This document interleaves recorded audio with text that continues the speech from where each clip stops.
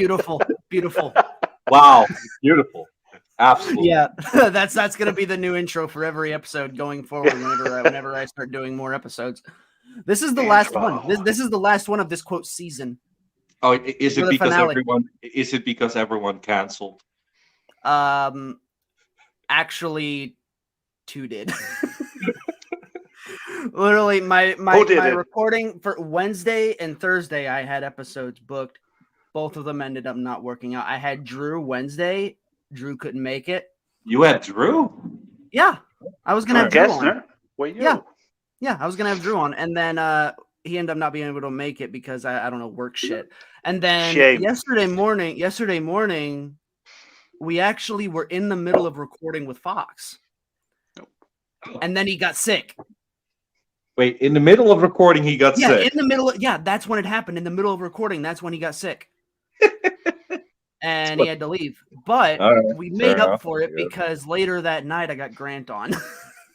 Oh, that's good. That's good. Yeah. So wait. For these two individuals who couldn't make it, shame. Fucking assholes. How dare you get sick in the middle of a recording? That's not something you should do. No. Drew gets banned of a Facebook. Drew gets banned of podcasts. Drew is everywhere, but he's getting banned. Yeah, he's everywhere and nowhere. Yeah. Yes. He goes somewhere new. Banned.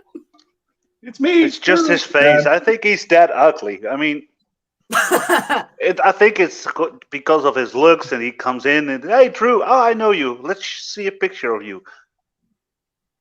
No. Banned. Yep. Fuck off. I mean, look at us. We are three sexy individuals, and then you have Drew. Exactly. Yes. I mean, who has a beard like mine? I mean, KJ, but that's beside. He's old. He's old. Yeah. KJ's old. Yeah. He's old. He's earned that beard. I'm still young. You know. I mean, Santa Claus can have a beard, of course. It's true. I mean, his beard almost tells a story of its own. Oh, it does. You know, like it's almost like it's its own thing. Yeah. Maybe the professor has also a good beard. Maybe. Yeah, but he's too popular nowadays. Okay. Yeah. He's TikTok famous. Yeah, he's not a part of EFED anymore. We don't claim him anymore. Well, he don't claim us anymore. No. Well, probably that way. Probably he doesn't claim us anymore. Yeah. Well, I mean, he is in contact with fucking stars. So. Yeah. And even with WWE itself, so it's weird though. Like it's the most simplest thing that he did, and it just worked. Yeah. It's just luck of the draw, man. Yeah, man. I don't fucking understand TikTok. I don't have TikTok. I don't think I'll ever download it. But me neither. I don't ever want to touch that fucking thing. But I'll probably have to if I fucking want to sing it and want to be heard because the rest because that's where everyone is. Everyone's on TikTok. It used to be fucking Instagram, and I was like, I don't want to make. You know what? I'll do this one thing. I'll make a fucking Instagram. And then everyone moved to TikTok. As someone that is on TikTok and is really famous. Oh, you got like 2 followers? No. Oh, I got 524. Wow. That was beautiful. Wow. 524 individuals. Poor individuals have to look at this face every single time I post something. That's pretty sad. Yeah. I feel for him. Yeah, same. So does Little M. Look. Why is Little M a thing? Like So, okay. So, no, I did not go and actually spend money for that bit. I have had this for like 2 years. It was just on my keyring. And then one day it clicked to me. I'm like, holy shit, that guy wears a fucking La Parka mask. I have a fucking keychain. I'm going to fuck with him. I'm going to start fucking with him. Fair enough. So, yeah.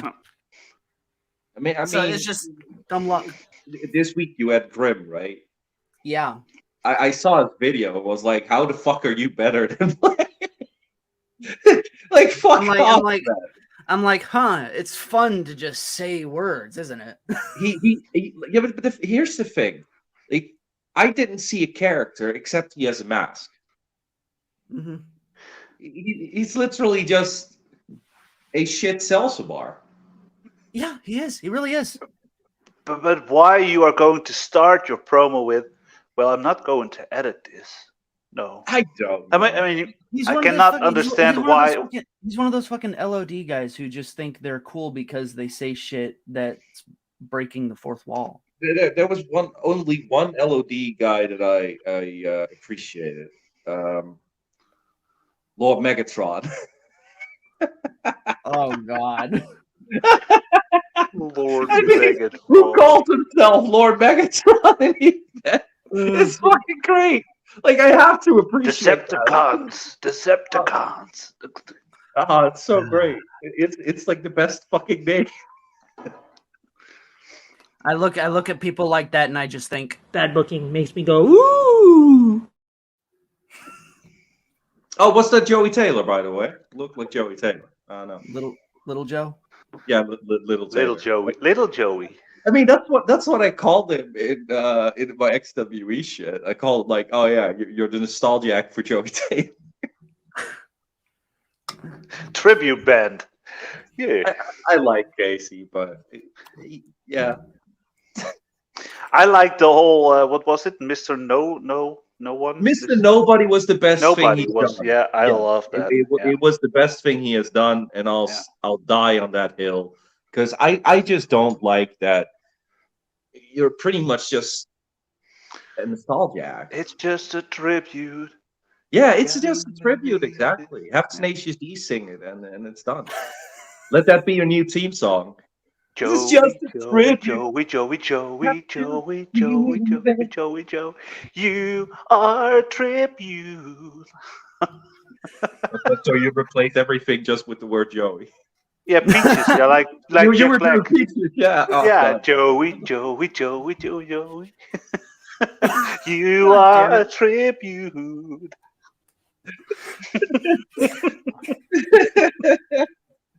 Yeah, that's great. That's lovely. Yeah. Oh, Let's send it to Jack Black. We need that. Jack Black. Oh God. Is this the moment when he gets drunk and all fucked up? No, he's always high. Like literally. Okay. No, he's literally, sober. I was talking to Scott about potential ideas, and he said, "Yeah, no, did Blair talk to you?" I said, "Yeah, Blair said that I needed to talk with you." He said, "Oh yeah, he was high." I said, "I know." I said it to him that he was high. Fuck's sake, Blair, you forget everything that people tell you. I do. I have the memory of a fucking half-dead goldfish. Yeah. Funny part is Scott is always high too, so That's true, but Scott usually remembers shit, though. yeah.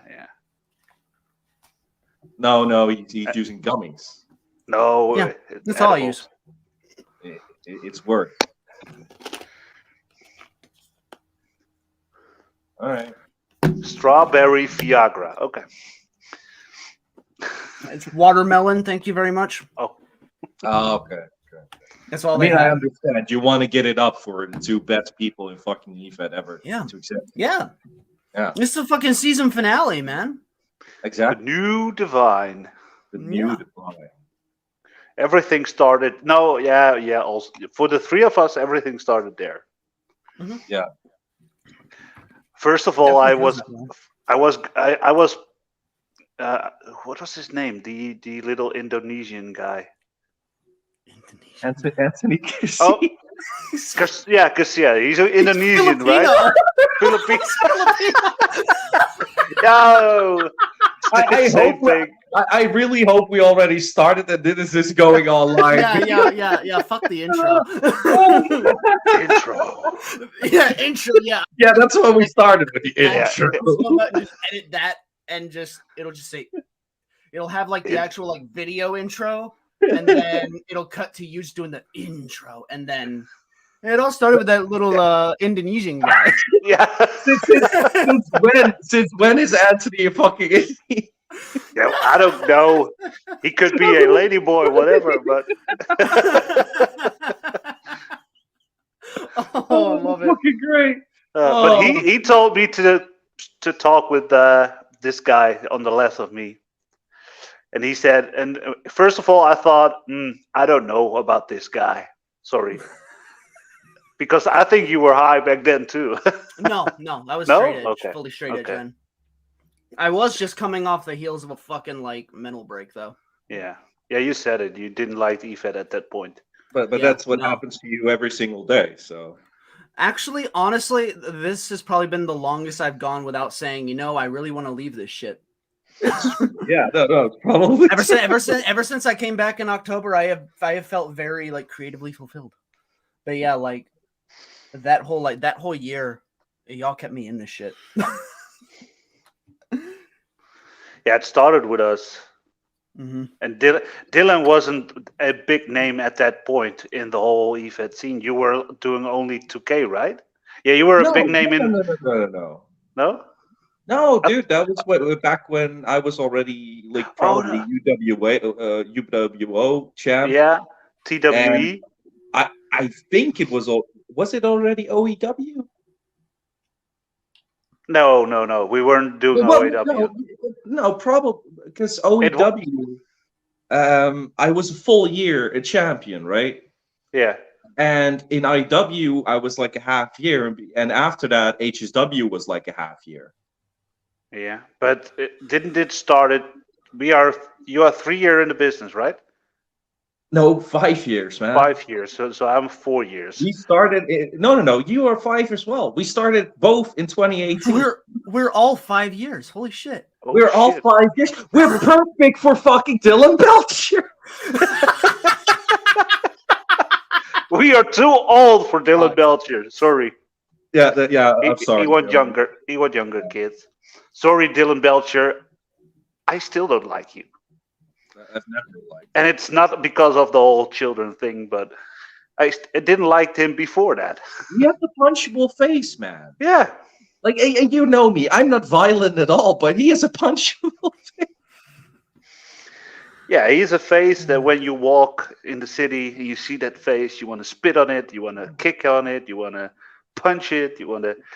I would never have Dylan Belcher close to a children's school, or vibrator shop, or probably will put everything in his ass and on his dick. I mean, he's a fucking pervert, and he was already a pervert before this whole thing was going on with the. He was doing crazy shit. He smoked too much. He was and he still believes, and that Dylan knows that. He still believes that he's one of the best. And back in the days, he told Dylan and us he was the best. Oh, it's so funny. No, when did HSW start? That was HSW was at the very end of 2020. Very end. I think it was. I think it was formed. I don't know. I think the first show might have come in like January. Yeah. It was because the first show sticks out in my head very well because I was dying. I had COVID. Oh yeah. Oh yeah, it wasn't COVID period, but yeah, and I was before COVID. Yeah, it came like right at the start of all that. That means in 2019, I went into IW. Yeah. I don't remember seeing you. No, before HSW, I was in IW. Were you? Yeah, but I was part of the new Divine, you fucking idiot. Yeah, that was 2020. Yeah, that was in 2020. Yeah, but maybe Dylan came in late 2019. Then 2021 was HSW. Yeah. Yeah. Ah, okay. Now we have the dates. Yeah. Yeah, I had like I think on Christmas 2020, I had gotten COVID and then went in. I went into 2021 basically just violently ill, and still was the first world champion in HSW. Yeah, because in December, that's when William and I said goodbye to everyone, I believe, and said we were going to go exclusive to IW, and that lasted like 2 weeks. Yeah, and then we went to HSW. Yeah. Oh, I actually forgot about the fact that you guys had just committed to the whole exclusive thing. Oh, we did, yeah. And then it all fell apart immediately. It's great. I was the only one that was going to. What was this show called? The higher show. What was their first show? Alpha. Alpha. Only because I had a green screen. That is what he wanted. I had a Yeah, fucking green screen. You had a green screen too. So My Well, name at the was- time, I can see why I wasn't being moved because I was protesting Alpha. I wanted nothing to do with Alpha. No, but it was all for the better. But that means that, yeah, before IW, I was already Global Carnage champion. okay. I okay. was. The timelines are difficult, man. Yeah, So my name was already out there. was already a little bit bigger. Yeah. I already know because I said to IW multiple times, no, I don't want to Oh join. yeah, of course. Yeah, he I asked did not. you to stop I did not there. know either of you before the new Divine Talk even started. In let's see, 2018 we started. Late 2018, beginning of 2019, I got messages of Justin Klein. Hey, I want you in Riot. And I'm like, who the fuck are you? No, fuck off. Oh God, if you would have okay, I'll tell you this right now. If you would have ended up in Riots, you would not have been there long. Oh no, bro. The Riots was a fucking shit show. Funny part is, Dylan and I came from the same 2K Fed, and I was the one that got like I wanted to see everything, and I went to Joseph Garcia's Fed. I went in all shitty places of I was in the shitty places of the world. What was it? CEW or GEW? Was that the one where we met Sammy Black? I think it was GEW. GEW, yeah. That's the first video fed or whatever. I believe I went in together with TWE. Yeah. And you brought me into GEW or whatever. Yeah. I was in what was Joseph Garcia's Fed? RCW? RCW. Royal Court. Yeah. And Dark and Grace saw me there struggling, and he said, I want you over on Omega. And he traded himself going to RCW, and I was going to Omega. And there, I because of Dark and Grace, I found these two I already knew Dylan, but I found TJ Blair over there. So yeah, I had like vaguely remembered when I first saw you pop up, and I was like, okay, interesting fella. I don't know that we'll ever really do anything because who knows? Because we were on different shows. I was still doing like the Alpha. You were thing at the Alpha, time. yeah. I was still in the Alpha pack. And I don't remember if you started on Delta or just went right to Omega. Omega. Okay. Yeah. I felt. Yeah. Okay. I had the first year I was in there. Killian told me, dude, keep going on, do what you wanted to do, and we see you, we love you, and big things are going to happen.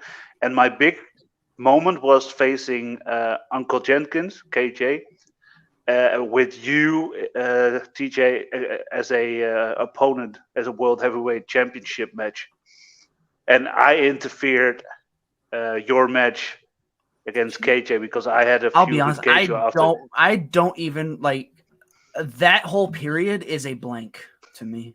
I tried to forget that period of time even happened. It was I was so fucking trash at that point. I was doing something that I did not believe in. But I still know how it goes, how it went. Like I was facing KJ, I interrupted in your match, and then after the feud with KJ, the first match of the second year, Anthony came to me, the little Indonesian fella, came to me like, you need to go be a tag team with TJ Blair. Go message him. And that was the first time I sent a message to TJ, and he said, "Oh, we are going to use this and this music." Was TJ would yeah, like whenever I think whenever I had finally decided I was gonna like actually start like committing back to the brands, I had found out shortly after that they wanted to do the tag thing with us, and I'm like, tag, interesting. So then like it just immediately started like cooking up shit, and then then Dylan came in. Yeah, a couple months later. That took a while, right? Because that was a couple months. Yeah. Yeah, you guys like did shit as the new Divine I think already. we were already tag champions before you came Yeah. in. Yeah, Yeah. Omega Tag Team. We already defeated the Alpha Tag Team champions at that point. I can still remember who it is. It was Carter. I think that came later, and I think that came a couple months later. Because Yeah. when we won the tag titles, and because I know this because for reasons I had to go back in the Omega archive so I could fuck with Bubba Boudreaux. I have a winning record over him in IW 2-0. Oh, he hates me. And yeah, and one of those matches was the one where we took the tag titles off of him and T-Bone. Yeah. I think in that one, Southern Justice, was it? Yeah. yeah, Yeah. we had sort of like a 3-way tag feud. It was me and you, it was Jagged Subversion and Southern Justice. It was like a 3-way I feud. still remember that. Yeah. That was fun. Yeah. I know that you, William, you feud with someone where you used a picture that you burned. Who was Yeah. that? Who was that? Oh, I remember this. I remember this, but I can't remember who I it can was. still see the promo for me. This was part of how we brought Sublime in and shit. So Oh God! I used it in reverse. Remember? I think it was Sean.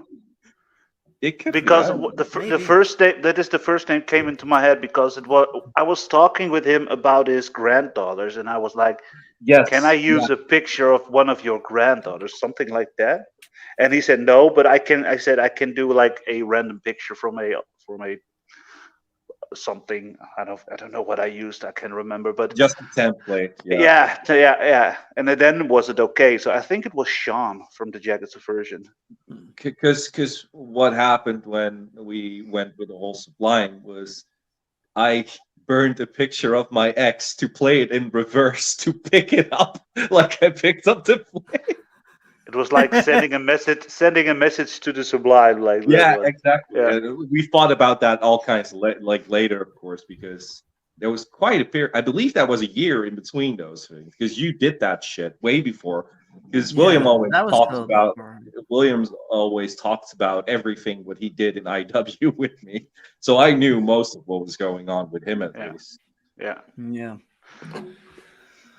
But yeah, how was I brought in? Let's go there. That's up to you two. That's not me.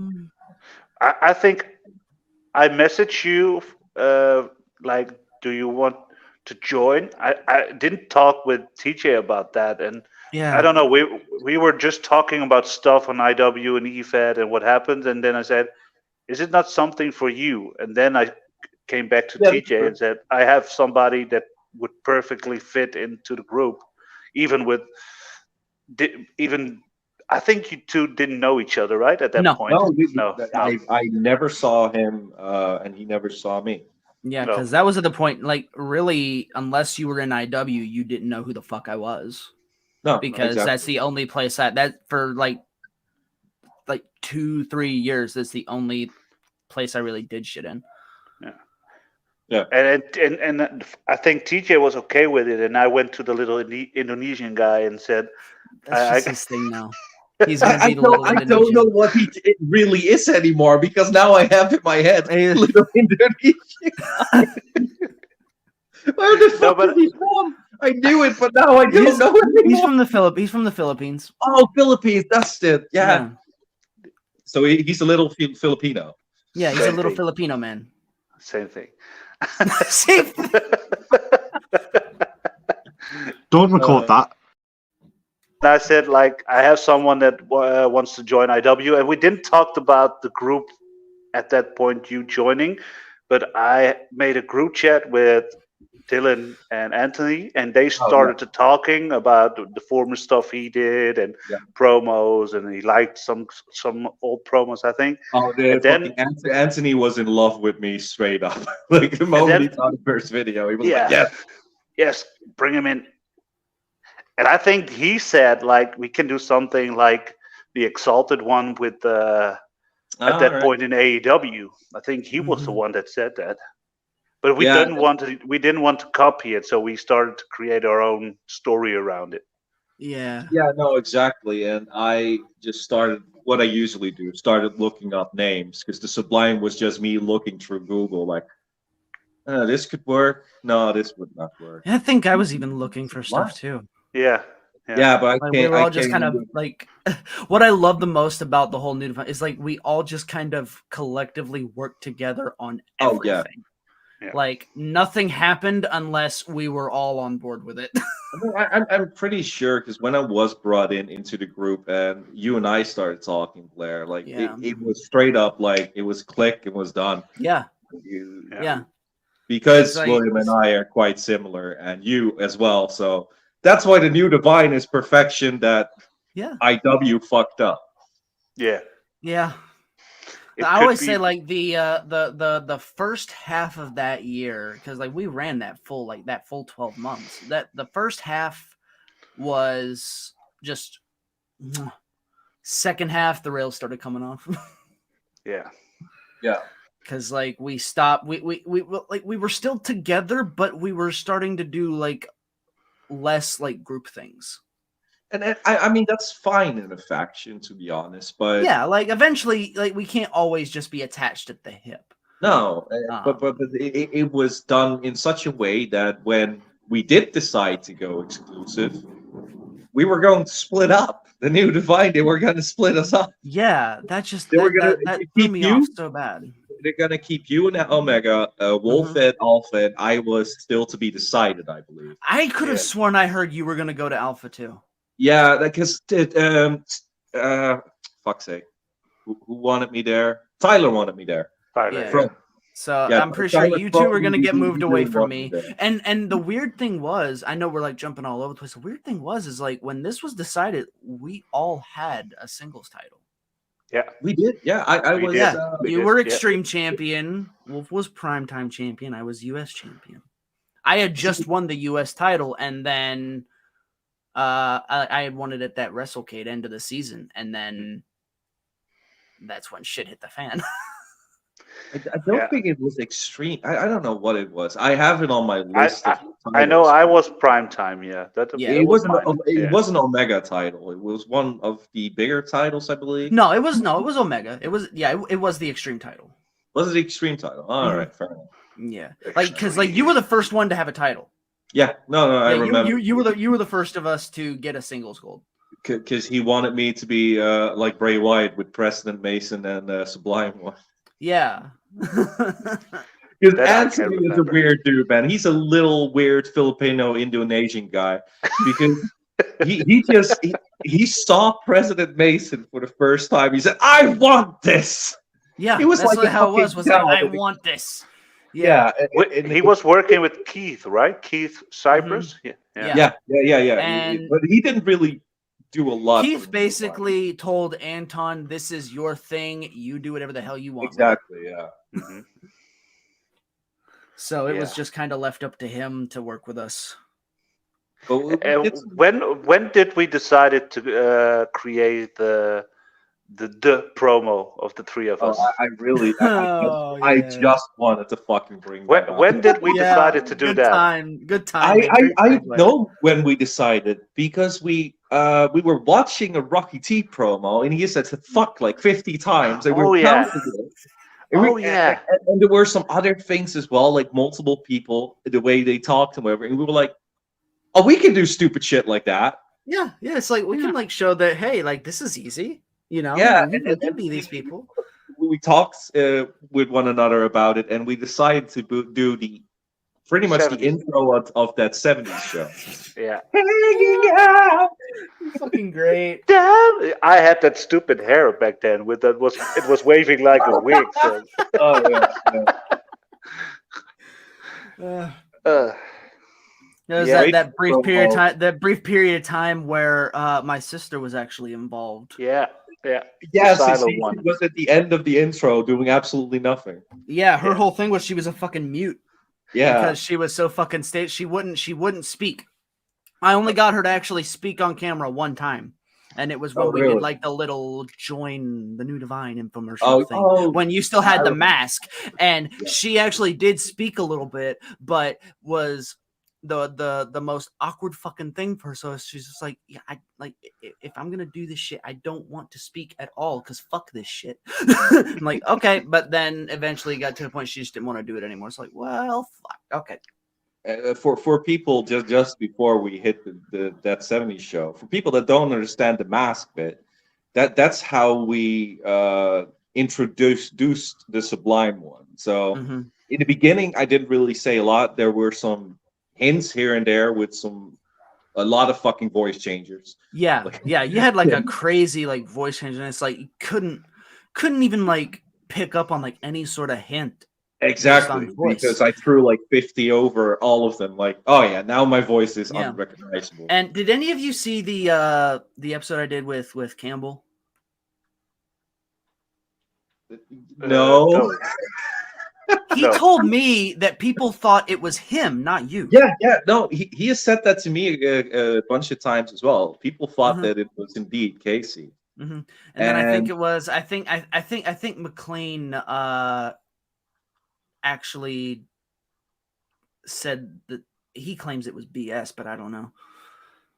It's on the record whenever his episode comes out. I don't know, but it's like McLean sat me in a fucking room for 5.5 hours. So good luck trying to find where he said that.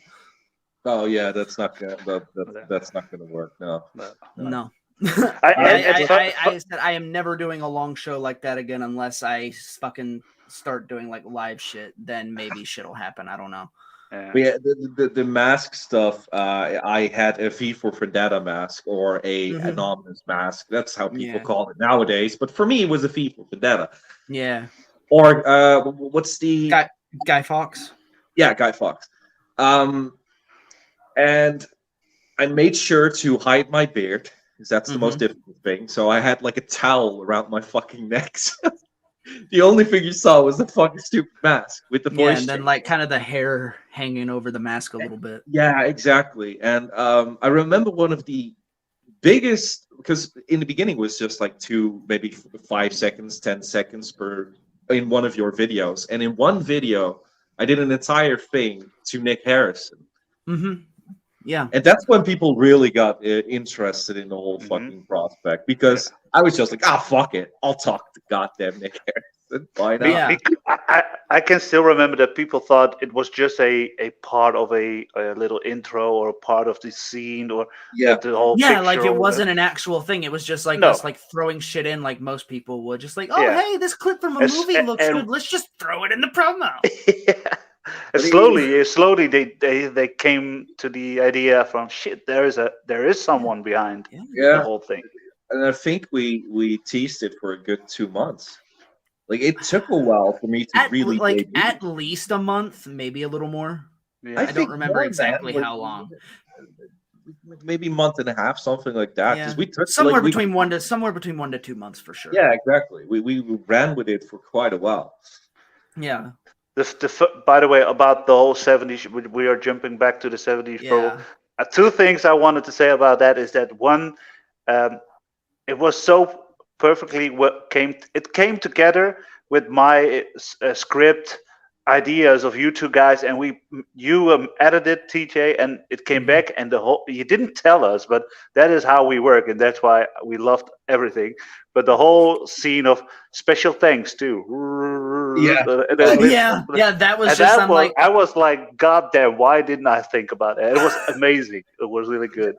I believe we decided to do this because a lot of people just said fuck this, fuck that, fuck this, fuck that. Yeah, and there was just like trying to be like super edgy and shit. Yeah, and there was someone with a lollipop, so I bought lollipops. I remember that. Who was it Rain? Ray Carter? Was he the one with constantly having lollipops? I don't know. It was someone, because you said like, oh, we should all buy it, and the only one that bought something was me. I can only remember a comment of Ethan Carnage, because Ethan Carnage didn't know us, but he said, "You are my favorites right now." It was in I think Nick made like this little parody group because he'd making fun of people who bitched about losing all the time. So the gimmick of the page was everyone's a winner. So we posted that in there, and then fucking Jason was like, "I'm not even working. This is one of the greatest things I've ever seen." That's 7 Yeah, years that ago. No, that was Lollipop. great. I cannot remember Lollipop. I don't know. I It don't was know why someone, did we. someone The thing is like I still have that saved on one of my hard drives, but I remember it being Wolf with the Lollipop. Yeah, but why did we decide to do the? play it right now, you bastard. Let's see. Why did we decide to do a Lollipop? I don't know. don't There really was know. someone I believe that used it, and you were like, "Oh, we should all just buy lollipops and like have that." Yeah. And I actually bought like fucking back of lollipops. Let's see if I can find it. You try and find it. Yeah. We'll take over. Commercial. Yeah, commercial break. Gentlemen. Let's see. Project. No, but how we usually worked with everything that we did is that one of us would write a script, usually Wolf, and we would say it in our own like words, of course, because I talk different as Mason than Wolf does as Crimson, and Blair different than both of us. And usually we had a script that we loosely followed, and then we just send everything in the chat, in the New Divine chat, and Blair would edit it all together to create masterpieces that should have never stopped, because the New Divine could have actually ran different promotions and shit. Oh yeah. I really think it could have been like The weird thing is, I think, but I don't know how you guys feel about the whole HSW thing and how everything went there. I have very conflicted opinions on it these days compared to how I felt about it when it was happening. The first thing I think back to is, one of the things we were upset about was that we were getting split up. Yeah, so then we went to HSW, and we were still split up anyway. We ended up in the ritual, Wolf and I. Yeah, and then that's I also was booked. I was booked in my worst championship run ever, which was my first world title run. Yeah. I won it, and then for some reason they decided it would be a good idea to book me like one of those chicken shit pussy champions who would run from fights. Yeah, that was weird. Because let's see, that was the book by Tyler Trone, was it? Yeah, no, you Tyler were went back to IW like almost immediately. Oh yeah, he wasn't back. He jumped with us. He jumped with us when it happened, and then like within a week he said, so "You know what? Never mind." Who was booking? It was because Conrad was booking up. Well, it probably it would have been it would have been. Oh, and Matthew Hayden. It's funny because was Hayden booking at that time? He was helping, not booking, but I think helping, together with Killian. Oh, that's funny because he was the one who took the title from me. Oh. So now I sit here and think, did that man book himself to be a champion? I mean, I know that Wolf and I were booked by Conrad, and that was weird as well because I started doing the whole fucking cannibal shit. Yeah, I remember that. Literally, like this is how William and I work. We meet up, we talk about shit, and we're like, I have this crazy, stupid idea, and it could work. I want to be a cannibal and get it over, and I fucking did because people still. It actually worked. But what happened is Conrad went into my inbox. I don't really understand it. I don't understand the cannibal. Like I don't get it. Like why?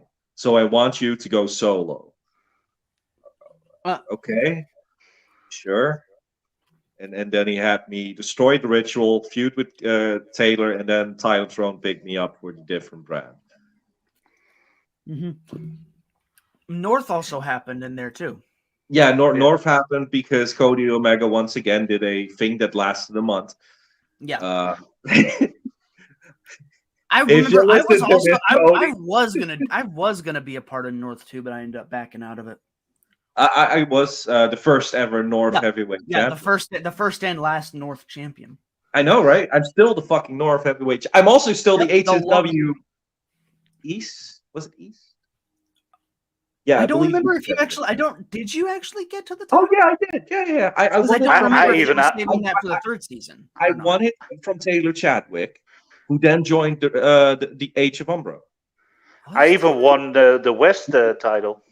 Yeah, he won the West I title. completely forgot that they gave it to Taylor. At some point, he had the world title on West, and I had it on East. Yeah, I defeated the retiring Mikey P at that point. Oh yeah, that was I it. forgot. Yeah. I forgot he was there too. Yeah. And then Wow. I beat Taylor Chadwick. I believe he was actually Taylor Chadwick, not Doomsayer. Yeah, the Nightmare Taylor Chadwick. Yeah, that was it. I beat him, and then he joined Age of Umbra. He's the Yeah. forgotten member of Umbra that we never talk about. Yeah. Because it was only like for a few weeks or months, and then HSW closed door. I don't know what the goal was with that.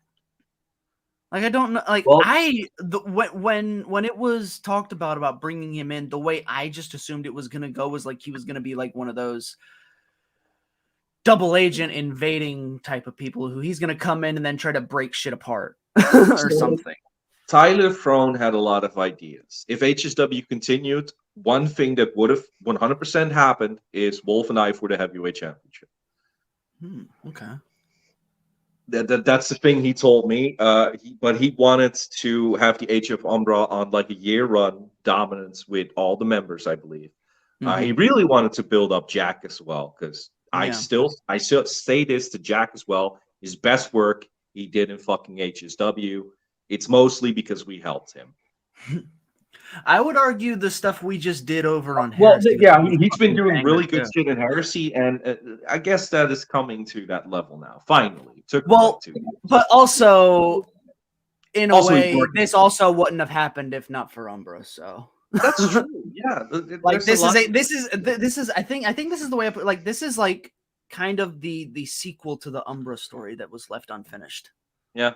Like, we're kind of trying to, I guess, put some kind of bow on that now. And we still need to do that with the new Divine. Yes, we do. In one way so or who's another. going to do that? Because everybody just says no when we pitch the new Divine. I know, right? And I don't know why. I think they are afraid that 3 of these crazy individuals are going to. We're going to dominate the show again like we did when we were together the last time. We should! Yeah, like, we will manifest and take over the whole company. Yeah, exactly. Yeah, and I will have a manager that is a little Indonesian Filipino guy. Yes, we'll just bring in Anton. Why not? Yeah, bring in Anton to be our fucking Anton is our manager. He's the honorary member of the new I'm Lady Boy. Lady Boy. Have you found the promo yet, Larry? Oh, yeah, I did. It's like taking for fucking ever, though. Oh. Let me see here. No, but I think High Society Wrestling was the first World Heavyweight Champion that I got not in my. Yeah, it was your first. Yeah, I had one in UCW, but that was the Fed we had in 2K. I but believe outside it was at the same time. Oh no! It was the four. No, no, yeah. It was. But that was something we created on the whole story. But this was something we didn't had anything to do with. So that was my first. Oh yeah, that was it. Yeah. Yeah. All right. This is perfection. So here we are. So PWR booked me now as World Heavyweight Champion. Maybe I'm a World Heavyweight Champion at the moment that this is going to be. I don't know. Maybe. Yeah, or me. Fuck you, Scott. You need to give titles to the goddamn Dutch. Give titles to the Dutch.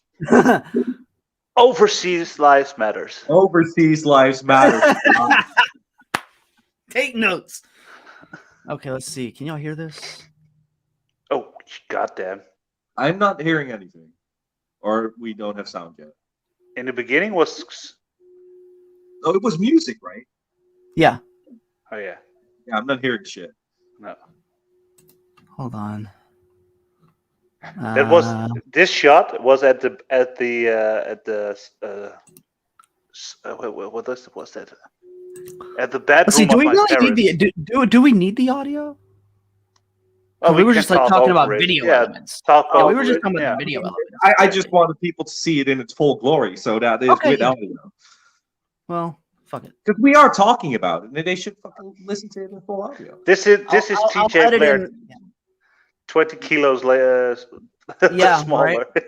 Oh my god. You have Fucking- been lost. Ugh, Yeah. ugh, That old ass fucking phone that is that I still have. painful. That old ass phone from the 90s that I At still this have. point, people in IW were still calling you Rosie O'Donnell. Yeah, they Yeah. were. I still remember that because you were Yeah, you fucked up a you were lot. like shoot pissed about that too. Yeah. I remember you went off on people for it. Yeah, I hated that. It was the easiest. I mean, I look like Seth Rogen, people say, but no, I don't. I hate it when it's too cheap. But it's the whole reason why we did this. The fuck was all cheap. God damn it. Yeah. Yeah, and then Yeah. now you're hanging Yeah, out Yeah. down the street. Look at my wig. Look at my wig at my head. Here, Oh my here. god. Oh, There, yeah. there. Oh my god, yeah. Last week. That was last week. Not a thing The fucking to do. Talk to. Oh god damn. We're all I did the hook. Scarlet. The hook had to have a part. Yeah, yeah. And Your then sister- And there's the end. There's Yeah. just like, what the fuck am I even doing here? No, at this point, we were sitting Yep, down. see, you had the lollipop. No. He doesn't. You'll see. You'll see. Just wait. Just wait. Just wait. It was like a toothpick or something like that. See, he fucking grabbed it like Grabbed this. one of those, and I'm like, no. Oh yeah, See, okay, there you go. Yeah. there you That's go. mine. I was thinking about you with the toothpick, not the fucking pop. That's fair enough. So here we were just saying fuck Tyler Froh, we're but I we're like Tyler Froh. No, it was like Wolf was giving us the pep talk, like we have to. Do Oh, yeah. this. It's like, Oh, yeah, I don't know. I don't know about this. And fuck, I said fuck Joey Taylor. You went, no, not Joey Taylor. No. I don't know. I said fuck Nick Harrison. I don't even know who he is.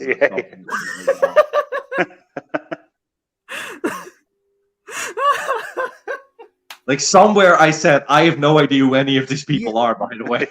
But Yeah. fuck them either. No, Oh, he- no, you like. Oh, I like that. That was Tyler Froh. That was Tyler Yeah. Froh. No, that was Park. Oh, Park. that's Oh, Park. yeah. Park, Yeah, James Park. Park, yeah. And he's like, fine. Fuck Park. Nope. Fuck Joey Taylor.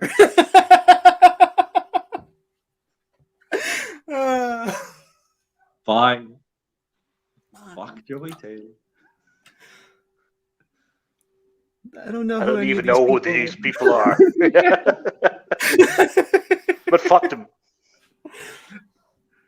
Fuck Kelly Steve. Kelly. I believe that was fucking Nick Harrison. Fuck him. Fuck Nick Harrison. Fuck him. Because that's the only one I named. And now we're just laughing. Yeah. But eventually, it turns into like that just that stupid laugh. Yeah. It was fun. It was fun. That's great times. Great fucking times. Like fucking like pointing at you, like Scarlett. Like, oh, you're laughing as well. Oh fucking hell! Good times, man. Good times. Yeah. New environment. We had so much more of these kind of fucking stupid ideas that we wanted to do once in a while. But that's when the new Divine split. Yeah. We all go our separate ways, and then the big credits. Yeah, That new was Divine good. show. Yeah. Yep. Oh yeah, here we go.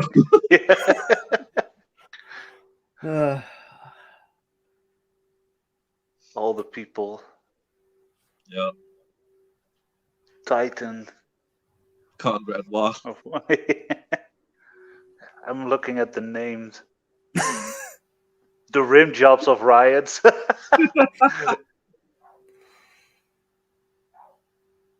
Fucking brother, Rocky T. Stop it.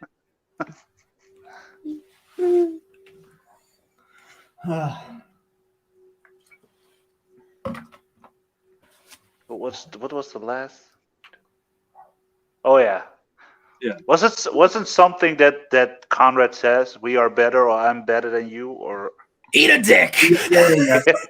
Conrad Wallace used to say like, "I'm better than you," Yeah. and do a wink. I think that was Cody Omega actually, Yeah. because he was Cody Omega was like the EFED MJF literally. Yeah, then, Yeah. but Oh, didn't Conrad There Wallace she is still. No, Conrad Wallace had like a thing like better than you. Yeah, he said. Yeah, he With had a a winky, T-shirt. wink smiley, you know. So you look so fucking Get out of awkward to be there. What am I doing here? Get out of here! Show's over. So you are the first one that said show's over. Now it's Yeah. EFED After Dark using that. It's Hey. true, yeah. Phil got it from the New Divine. Yeah. Really? Yeah, it makes I mean, sense. I guess so. Yes, Yeah, makes sense. We are trendsetters. but in all honesty, we probably got it from Deadpool, but doesn't matter. Yeah. I got it from CM Punk. Oh, did CM Punk do it as well? The CM Punk documentary, the Oh, Best in yeah. the World documentary. At the very Yeah. end of it, he walks out. He's got like a fucking either bathrobe or a towel on. And he's like, "What are you still doing here?" Yeah, Show's that's. over. I believe Deadpool is the one that started that. Deadpool probably did it too. Yeah, Deadpool Yeah, came but out a few years after that documentary, though. the first. Unless we're talking Deadpool- about like the comic, the first Oh, Deadpool movie. Yeah, it's Yeah, that pretty was fucking like- old, man. It's pretty fucking old. It's hold on. When did that come out? Because I saw it in theaters when it came out. I don't know. We're old by this point, so Yeah. Let's see. Deadpool. At that Movie. point, we were like the EFED rookies. Everyone looked at us as rookies. 2016. The 2016. first Deadpool was in 2016. So, Alright. so I remember Yeah. you could have said it was a thing of the Deadpool thing if they did. I don't remember that being a thing, but it very well could have been because it's fucking. It Deadpool. was at the end credits. It was like the show's over. Yeah. It's done. Oh yeah. That's right. Yeah, I remember now. Yeah, I And remember he had now. a bathrobe on and shit. Yeah. So. Yeah. But in the moment, I was specifically thinking of the ending of the Punk documentary. Fair enough. Yeah. Now I want to go back and watch that. That was a good documentary. He was. Yeah. He One of was my a good favorites. wrestler too. Was I mean, he still is, Yeah. but not the best. they just hate him. Now he's never been the best. No, he There- never there- was the no. best. No, it was just like his ego was so big in his character and his heel shit that he was the Yeah. best in the world. Mhm. And I mean, he was the best on the microphone at that point. No one could fucking Yeah. touch him. Yeah. 'Cause, your arms are too short to box with God. It's still Yeah, he like made The Rock look like a fucking fool. because, and here's the thing, and I've got a lot of hate for that in the past. The Rock has never been a good promo. You know, who the fuck? I think I might have been talking with Fox about this one day on just a group call, and I think he might have said the exact same thing I feel like you're about to say. Because he's only catchphrases. Yep. That's what You he got is. some, He's you a got some, you catchphrase. got someone who will like just unload on him with like a bunch of this original content, and then he just looks at him and goes, "Well, you can take all that, stick it sideways, and put it up your ass if you smell Yeah, what the Rock is and cooking." it was great for what it was, but if he would go against a Punk, no, he would never fucking win with like promo ability. No. Samoa Joe is another one that's just natural in his promo fucking ability, man. Like Samoa Joe one of might my be one of the favorite best talkers. ever. He's one of my favorite people to listen to talk. so I good. still one of the moments of him that just live rent free in my head was like right after he did the match with Brock, and him, Roman, and Brock are yeah. all out in the ring. Still in my head. And then- Still in Yes. my head. He And then roasts Joe just everyone. looks over and is like, "You look at me when I'm talking to you, boy." Yeah, but before that, he just walks to the ring, roast everyone, even though he lost, but he roasts Yeah. everyone, and it's so He great. was a fucking superstar. Yeah. They The really problem dropped with- the ball with him. He should have been way more than he was there. I agree, but the problem with Joe was he was injury prone. Yeah, he was. Yeah, at that point, he was so like worn down. Yeah, and that's It the was biggest sad. problem with Joe, and that's always Yeah. been a problem with Joe. Yeah, Except in for like his in his later Impact years. days, his Ring of Yeah, Honor. when he was younger, he was like, oh, he was unstoppable. can- and I can see him. the crazy shit he did caught up with him by the time he was in WWE. I can see him being the new Paul Heyman later on with He something could like that. Totally be a great Oh, he manager. could fucking be a great manager. Yeah. Yeah. He'd be fantastic. There needs to be like new managers at some point. Like I love Paul Heyman, and Paul Heyman will probably continue for another 10 years if this continues. But 10 years of fucking Roman Reigns as Universal Champion. Well, no, and even after Roman, like he might go to like be a manager for someone else. I'd like to see him just like commit to Solo. I kind of think that's what they're going for. I would love. I really would like to see that. Just like the partnership with Roman ends, Bloodline fully crumbles apart, but Heyman sticks with Solo. I think the elders. Solo is going to be the last one to betray Roman, and Heyman is going to side with Solo because he sees that's the most fucking dominant since fucking Lesnar, man. Since the day it's kind of living in the past. Paul Heyman. Yeah, that's kind of living in the past with Vince McMahon and Umaga, Paul Heyman and Solo. It's a red line going through time. Solo doesn't need to talk. He doesn't. No. Like he's a beast. Literally, I think Solo is the brightest star they have at this point. With everything that they have, it's fucking Solo, man. The crazy thing is, like, when Solo got called up, you know how, like, most of the NXT call-ups is, like, there feels like this weird adjustment period with them once they get called up. Didn't have that. Solo was not one. He fit in immediately. Exactly. And I mean, it helps that it, of course, was in a faction, and it is with family, so it's probably easier for him to start, you know. Yeah, but it's like, man, he just, like a glove. And I think Sammy had to do something with it as well, because Sammy and the Bloodline has been always, or the Samoa dynasty has always been a connection. No, exactly. I mean, the whole Sammy stuff happened because Roman wanted to work with Sammy. Yeah. He was like, oh, I love this dude, man. He's so fucking hilarious. I want him to join. That is another one of the just up there, just greatest things ever. Oh yeah, literally the Bloodline storyline especially from when Sammy joined. Yeah, especially that. Till Royal Rumble till Elimination Chamber is the best fucking thing I possibly have ever seen in wrestling storyline. Oh yeah, absolutely. Yeah, absolutely. I don't like Roman, but I know the story was good. He hates Roman. Like, I have nothing. You do not acknowledge the tribal chief? He does not acknowledge the tribal chief. No. He became better, absolutely, but it's still not. And people say, yeah, you need to hate him, but it's not that. I hated him before he was this.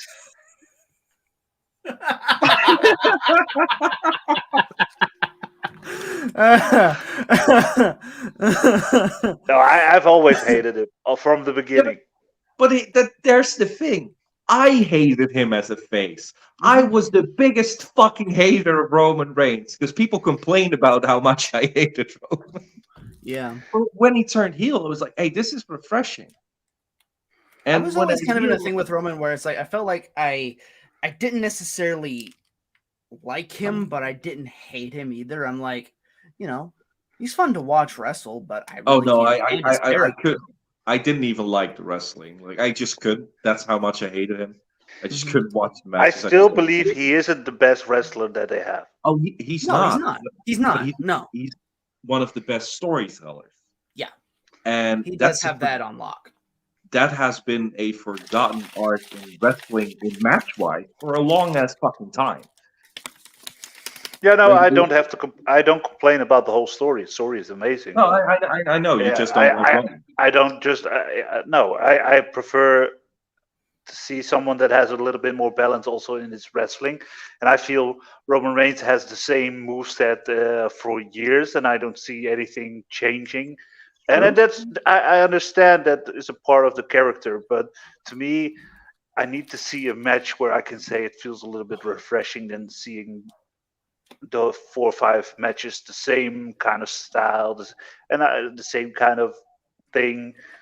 And I do think having a second world title is probably going to help quench that thirst. Probably. Because Roman is like going to be your like final boss. Yeah. He's the one that's coming in. He's like the big hoss challenge. Then you got this one. And, I kind of call it like the way they've kind of talked about it. It almost feels like a consolation prize, but it's sort of like a new workhorse title. Exactly, and I think Seth Rollins with his promo said it best. Like, this is for the fighting champion, you know. Like, this is not about It is, politics, yeah. whatever. This Yeah. this is the championship. If you want, I would it. love to see it come down to Finn and Seth again, Oh, same. fighting Like, for the just world title, relive the Universal title match. Do and it, hopefully no injuries this time. and hopefully no red strap. Yeah, yeah. Well, Dude, the Universal title sucked so much. it is. It the fucking ring pop championship. I still want to see Otis. Otis. You can do that in your universe mode. I have what? the most. I have the I most fucked up universe mode, TJ. You don't want to know. Really? I have Like, Veer you should- Mahan and Otis as world heavyweight champions. Bruh, you should really? start fucking streaming, man. Like, stream your weird ass fucking universe mode. I would Like, totally watch it. I would totally watch it. because it makes Dude, no sense. I think eventually I'm gonna start like doing like a stream universe thing at some point. Maybe that'll be some secondary content for Unplugged shit. I don't know. I haven't really started universe mode yet. I started some creation with factions. I dubbed the Creed brothers and put them with Kurt Angle to make Team Angle. Ooh, I had I was talking once with McLean about this because we do shooting the shite, and then he does his streams along with it, and he's talking about his sort of universe build he's working on, and there was one idea that came up, and it's like, I don't know if he's gonna do this, but there was this interesting idea that we talked about, and I really want to find a way to make it work in some way where it's like you have this show where it's literally just like it's like a faction war show, 4-person groups, and each basically at the start of like each sort of season you have 2 teams face off for 4 sets of championships. It's almost like sort of like round robin. Everyone fights for these titles over X amount of weeks, and then it ends in a war games where every title is on the line. I mean, it would require some editing, and you can't. Yeah, it would. Yeah, you can't put titles on the line in war games, but yeah, you can you could just like edit like the cutscenes in or something. Exactly. Yeah. No, I'm always when I start my universe mode, I don't go as crazy as Wolf because I try to keep it serious. But for example, I created a new diamond mine. That's why I said I dumped the Creed brothers. They became Team Angle. This is weird as fuck. I tried to find people. I was like, who can perfectly fucking lead this? CM Punk. So CM Punk is leading Diamond Mine. Interesting. And for now, he has, because I was like, okay, who has nothing to do? Elias. So Elias is a member. It's interesting hearing like that's your Diamond Mine layout, especially like Punk is leading it, because we brought up the Punk documentary earlier. You remember hearing the story of like when him and Cabana went to go train with Ace Steel. Ace Steel talks about Cole Cabana, he was a natural athlete, great technical wrestler, just all around total package. Then this Punk guy gets in and he can't do shit. So here he's leading the fucking Diamond Mine. Yeah, he's leading Diamond Mine, and he has for now, because I need to find some other people probably to join. Because I was just like, who the fuck is doing nothing? Robert Roode and Elias. That's my tag team right there. But they're all they're all wearing matching tracksuits that I created completely from scratch. That says Diamond Mine and shit like that. Damn. Do you want to know who's a tag team with my universe? I still I can't remember everything, but I have one in my mind that was crazy. The Boogeyman and Boogs, and they are called Boogies Woogies. Oh my god. Yes. This is what I said. I am not as I'm a little bit more serious. I've had an idea. I remember I was actually talking with Brooke once. She was telling me about how is Brooke one talking? time they were all on a call. Yeah, funny enough. But she was telling me how one time everyone was on a group call and she's like coming up like taking 2 wrestlers together and just coming up with a name for them. So I decided to join and I said, you take Rick Boogs and Dexter Loomis. Boogaloomis. I like that one as well. And at this point, Boogaloomis. Dylan is Fuck shit, motherfucker, I don't care. This is just Yeah. Okay, so no. I have my serious universe. It's true. mm-hmm. But then I have something called Lucha Underground Oh, yeah, 2.0. Yeah. I did this started at some point in a random fucking stream, like in 2018, 19, when I first 2018 when I first started EFED, and I was in management together with Wolf, and we did this random live streams late, and I made everyone luchadors. That was the thing. We had that Callisto did the Solido del Sol.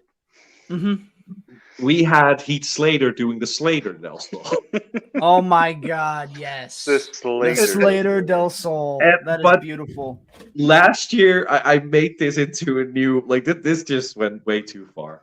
Lucha Underground 2.0 had like 80 wrestlers that I completely changed, that I made into luchadors, that I gave luchador movesets. I created a Lucha Underground arena and shit and titles, and my main champion was the monster, the demon himself, Jey Uso.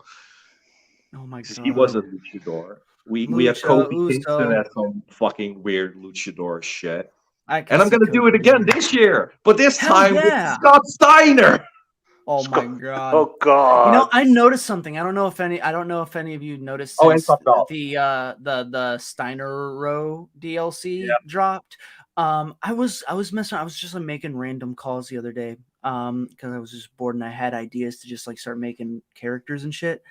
And I was going through the entrances on one, and I saw there is an entrance motion that I haven't seen before that I guess was snuck in. You're behind. There's already Big Papa Pump from. Yeah. I just found it. Yeah, no. But there are already modded versions of your Scott Steiner that are the Big Papa Pump. I already have it downloaded, man. Oh shit! Are these available on console? Dude, yes. Dude, have you not seen the modded Bro, I'll be creation? honest, like I actually haven't really been messing with 2K much lately. All right, fair enough. So I've been missing out a bit, clearly. There's a couple of guys, especially What's the Status, who Oh have yeah, I now- love him. who have now found a way to add hair, add beards to characters, actual characters. Ooh, Dude, love I it. have Austin Theory with a fucking beard. Oh yeah, right, yeah, Bearded Theory, yeah. And a couple Bearded more. Priest. Yeah. Yeah. Because they found a Okay. way to fucking mod. I don't know how, but they found a way to mod. Those can't modders remove- are crazy. They can't remove hair, but that's how I also got a Big Papa Pump, like that looks as you should look, and not the weird ass Scott Steiner. Yeah, like the young Scott Steiner. Yeah. So what I'm Boring gonna do? Scott Steiner. What I'm gonna do is let Big Papa Pump tag with Braun Break. I love it. That's beautiful. I know. I have Dubai Dynasty versus Bloodline. Oh yeah, Dubai Yeah, Dynasty. Yeah, it's Yeah. Veer Mahan, it's Shanky, it's what's his name? Jinder. Jinder Mahal, and did I have another one? You I had was- some I thought it was weird four. ass name that wasn't really in that nation, wasn't it? Oh, Give me one one moment. I will start my. I want to check He's because gonna go look this for is it. going to be crazy. This is going to be crazy. Okay. Well, I'm actually also in the process of making my factions for this faction war universe, and you want to Alright. hear one of my Alpha Academy? Yeah, sure. I'm doing Alpha Academy. It's Gable and Otis, but I'm adding the Creeds into it. Yeah, I thought so. No, I was thinking of that, but then I was like, I'm gonna download Team Angle attire. I'm gonna put it on the Greed Brothers. That's what I did. Mhm. They're on there. Oh, I And- could do just Team Angle with Angle, I'll just make Gable, and the Team Angle. Creeds. No, I mean, Otis, I wouldn't put in T-Man, Mhm. but Chad Gable, I would put. Yeah, Gable definitely. Like just have like Angle, Gable, and the Creeds. Yeah, and I was make opening Otis my what he PlayStation never 5 and there was GTA in it, and I was like, why is GTA in my game? And then I said, oh yeah, my nephew played it, and he was like, oh, there is a strip club in GTA. Oh, I love it. Go on. um, oh yeah, you know what the greatest gimmick Otis ever had, but never really had. It's from Goran Perkins, so that's what I make every single time. Which one was King that? Otis. It King was Otis. Yeah, King King Otis was Otis, pretty yeah, good. that King was Otis is the really best thing they've ever done that never happened in real life. Yeah. I definitely agree. Let's see. Who can I add to Hit Row? R-Truth is one I'm adding to Hit Row for sure. Oh, and talking about modded shit, if you really want to go crazy, there's people now modding match types. Oh yeah? There's Oh wait, yeah, I have heard about this. Yeah. I there's saw this. I there's remember already barbed wire. specifically. There's already barbed wire matches. Mhm. There's Yeah, I remember scaffold seeing those in matches. 2K20. I remember seeing the barbed wire in 2K22, so I'm like, that'll definitely make a comeback in 20. There's scaffold matches. There's even No a shit. triple cell match. Yeah, it's not like everything works perfectly because it's modded. Yeah. But And I assume that's probably like on Steam. no, it's Wait, all this is on console too? console. Yes, Holy fuck. dude, they're going next level this year. I don't know how, but they're going next level. I saw something about someone was modding like a Buried Alive. Yeah, I believe that's also console. And I'm like, what the fuck? This is like crazy. They founded certain files that they can reshape, Uh-huh. and it still works on community creations. Wow. And That is it's just- Iconic 2K does a lot of that shit. Yeah. What's the status? Because what's the status is the fucking goat. Because what he does he's is great. usually just look at people's creations, and then like, oh, I'll add hidden commentary to this one. There you go. There's even a Pete Dunne that just has commentary for Pete Dunne, like Oh, shit beautiful. like that. Yeah, which he really fucking should be. Just fucking Pete Dunne. Fuck this. He is Butch supposed thing. to go back to Pete Dunne. I hope so. Right. Like, Yeah, I hope they- that's not they just might some keep that- bullshit rumor. Of They course, might of keep that course. after the draft, I guess. Kali, the great Kali, was also Yeah. in the Dubai Dynasty.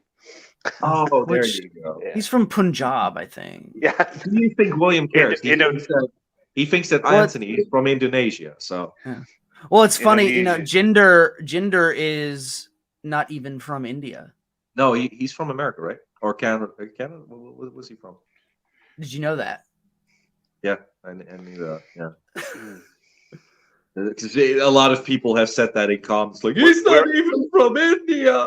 They're We're like, not "Piss actually off." from Holland, so No, we're from Egypt. No, Jinder is from Canada. Yeah, Canada. That's Yeah, he's fucking Canadian. He's a fucking Dylan is Canadian. Irish, by the way. I am Irish. That's true. Yeah. And Scottish at the same time. And I'm also a little bit Egyptian. Yeah. Yeah. I mean, I'm see, look at that. That's Egyptian right there. There you go. I'm a little bit Swedish. Yeah. Can't you see that? Like he makes Swedish meatballs, For I'm a IKEA. chef. I'm a Like, chef, he's, so he's it makes actually sense. a chef for IKEA, Yeah. Oh shit. So Dylan, I'm gonna show you something. Do you happen to remember this moment? Do you remember that? Yeah, I do. Oh, god damn it, Little Tulu, baby. Little Tulu. Oh, this was so stupid. Like, the world's most hated person in EVE, but on the other time, people just laugh at him. Jack Art had a feud with... Or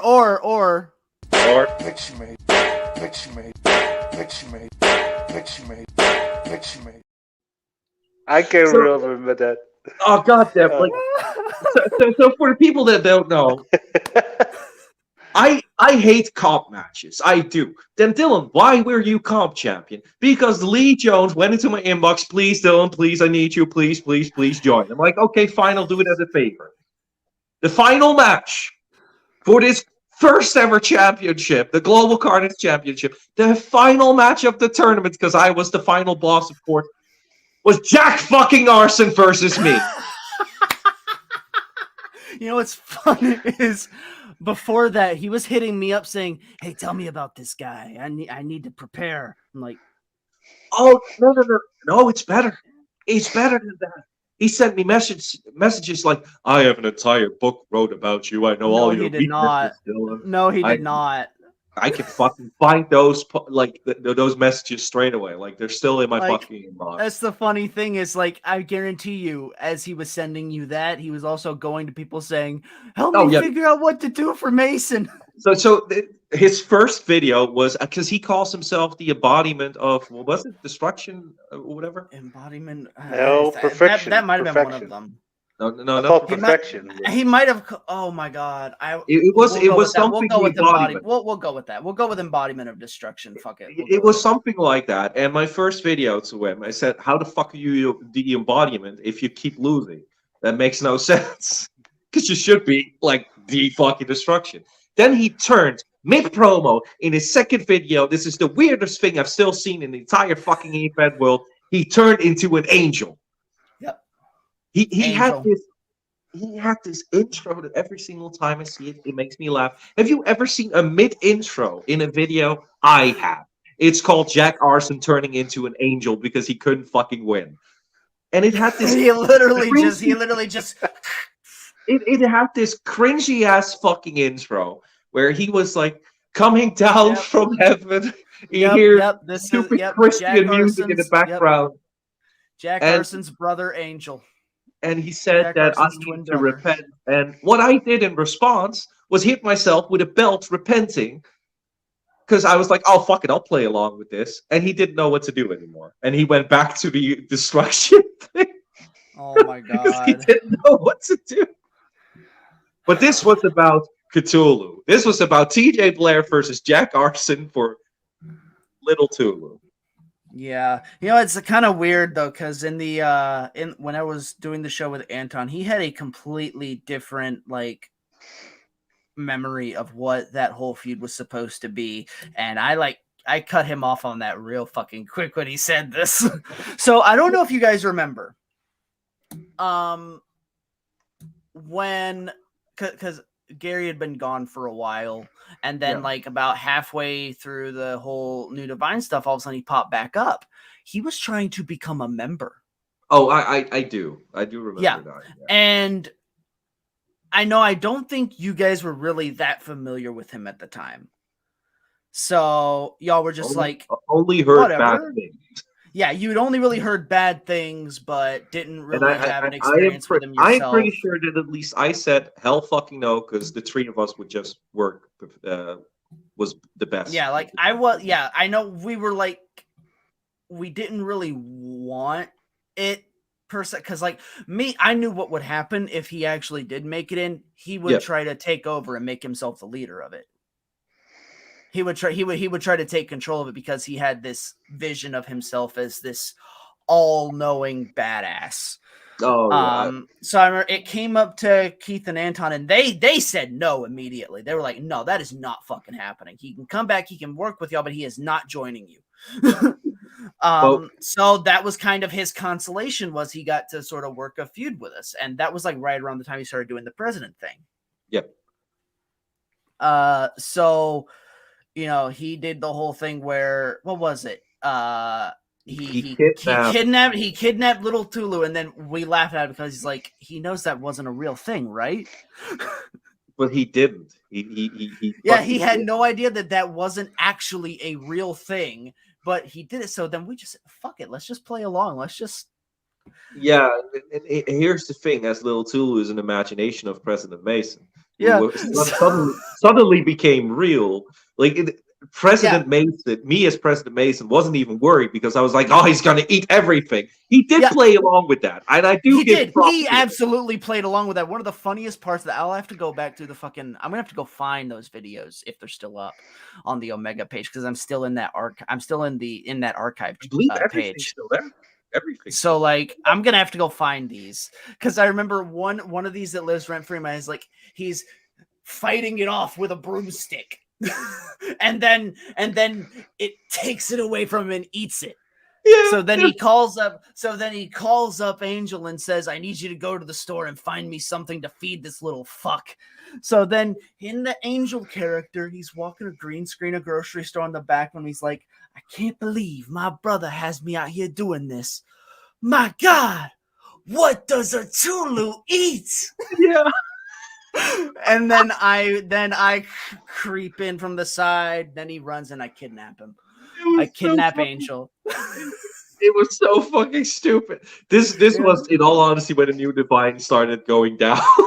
Yeah, I mean, yeah, we really shouldn't have humored him. Really, we should have just kept doing our thing. It's not even that. It's that Anton wanted President Mason so fucking badly. Oh yeah, yeah. I will admit, yeah, he was ignoring all of the shit that you guys were doing at some point. It was really weird. like it felt like we were gonna have to start doing like goofy shit in order to get noticed exactly. too. Because like we were still kind of on the more serious side. Then you started doing the president thing, and it was just completely off the wall. And it's like, well, fuck, are we gonna have to change our shit up now? Yeah, that was. We're gonna have to start like doing like goofy stuff, and like we hadn't really. I hadn't really like kind of dived into doing like anything really like off the wall. Wasn't there a plan or something where we going to hit Dylan with a shovel or a stick in a match that he goes back to? But Yeah, he was going to switch between. He was going to switch between these characters. Yeah, it was something like every single time I get hit on my head, I would change like character or whatever. And Anton was really like, and the thing is with me, because now in most places, I just tell people, no, I'm not going to do that. You know, like I ask in front if I join a place, what version of Mason do you want? Do you want, and nowadays it's pretty much, or you want Sublime, or you want Megastar. Or you want something else, you know, that's how I became pagan god, the hippie that just creates his new dawn. You know, like shit like that. But back then I was just like, I'm just gonna roll with the punches, and if he wants this, then I'll do it, you know? Like, why not? Yeah. Let the booker be the booker. Yeah. But Anton's remembrance of mine and Jack Arson's feud was that our blow-off match would be if I beat him, then he had to become our bitch. That was never a thing. That was never, ever a thing. I know it's because in our blow-off match, he requested it be in his special gimmick match. Yeah. Then he was like, yeah, but I'm not losing if we do it. And they wanted to do it. They wanted to have him in his little like gimmick match, and he's like, I'm not losing in that. And I was just like, fucking whatever. And I wrote the match, so like I made sure to like give myself something to work with based off the loss because I knew I wasn't winning that shit. How in the fuck are people gonna listen to Jack Arson if he wants his gimmick back that he's not gonna lose? Like, who the fuck takes him that serious? It was like I think he called it the fifth ring of hell. Yeah, it was in his own sort of like on location type match, the Jack Arson compound in some trailer park in Chicago. Because that's how creative he is. And the idea, it was basically like a backyard wrestling it was like a ring in a backyard surrounded by an electrified Hell in a Cell. Yeah. That was the fifth. That was the fifth ring of hell. That was the fifth ring of hell. I had to fight him in the fifth ring of hell, and I made it an absolute like bloodbath. Oh, you did, yeah. Because I'm like, fuck. I might as well get myself over as the fucking just like this tank that can take any fucking damage and just keep coming at you. I might as well build that shit of myself back up. But he's not doing EFED anymore, right? I don't know No. where the fuck he is. Like He- he disappeared. he He disappeared might- like he disappeared like 2 years ago. He might be fucking dead. Who knows? Yeah. No, yeah, no one knows. No one knows what happened to him. But like how you said in the beginning, like how he tries to take things over. I got a Oh, yeah. funny story about that. Because Oh, boy. if you remember Paragon, in OEW, we had Yes. the faction Paragon. Mhm. I was never supposed to be a part of it because I believe Arson and Lee created it. Then Dave Barron joined in there, Heck joined in there, and when Arson left, I joined in there. At some point, he said, and we were running this for a while. We were all champions and shit. It was like a year later. He sent Lee a message. I want the name back. It's mine. I want the logo back. I created it. Took me one search on Google, Paragon, and I found the logo, the name, the exact same way on a game that came out in like 2008 or something. I don't know. He stole a logo of a game, not a known game, because this game was apparently a fucking failure. It was apparently bombed, but he straight up stole the Paragon logo and said it was his creation. That he created that my logo God. and name, even though Yeah. it took me one fucking search.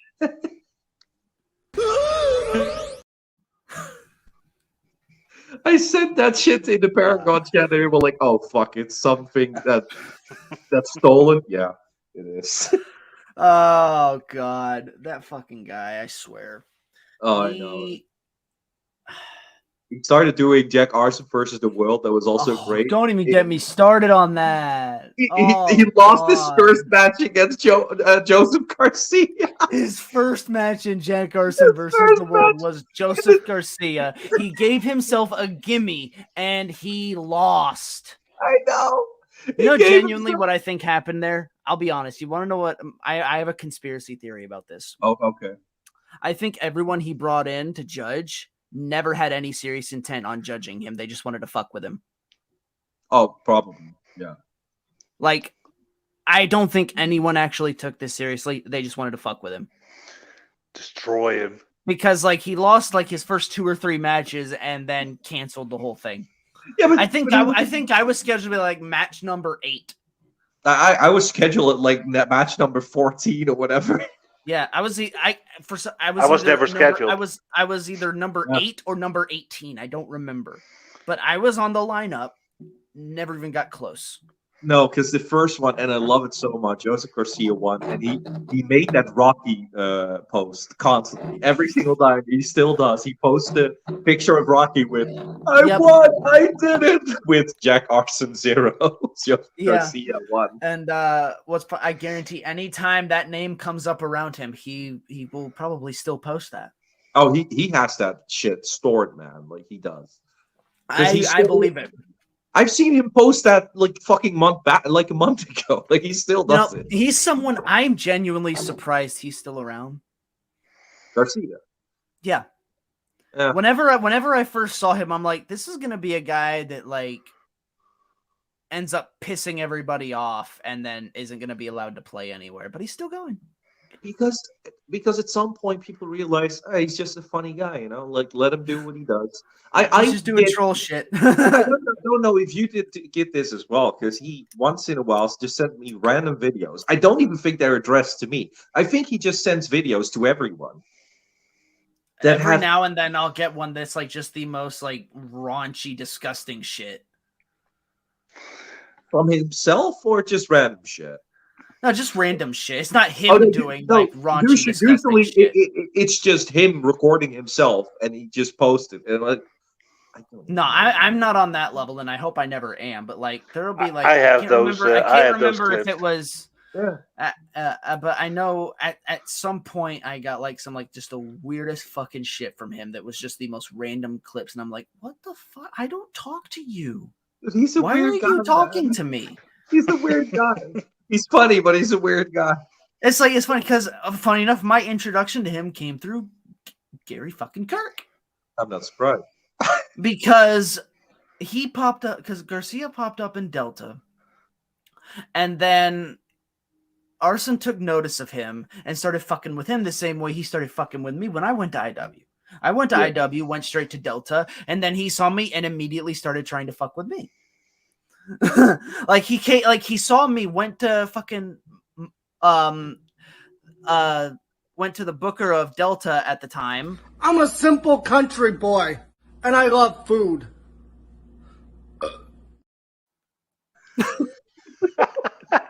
Hey, look, it's an egg. It's an egg. I love It's a big that fucking you egg. will it. It's a fucking egg. That is one of my favorite things I have ever seen. He once told me he was getting notice of me being a chef, and he said, "Yeah, I'm making the most beautiful Chef pigs Mullins. in blank, the pigs in blankets." And he showed me the picture. I was like, "What? These are not even dogs in blankets or something." It was too horrible to see. I was like, "Is this what you're eating? No wonder you're fat." And he was like so angry at me. Oh. And since then, pigs in blankets became a gimmick against him. So I did not know the backstory of that. That's Yeah. hilarious. yeah. But he went to Mullins, who was booking Delta, and said, "I want to work with this guy." So Mullins gave us a best of 3.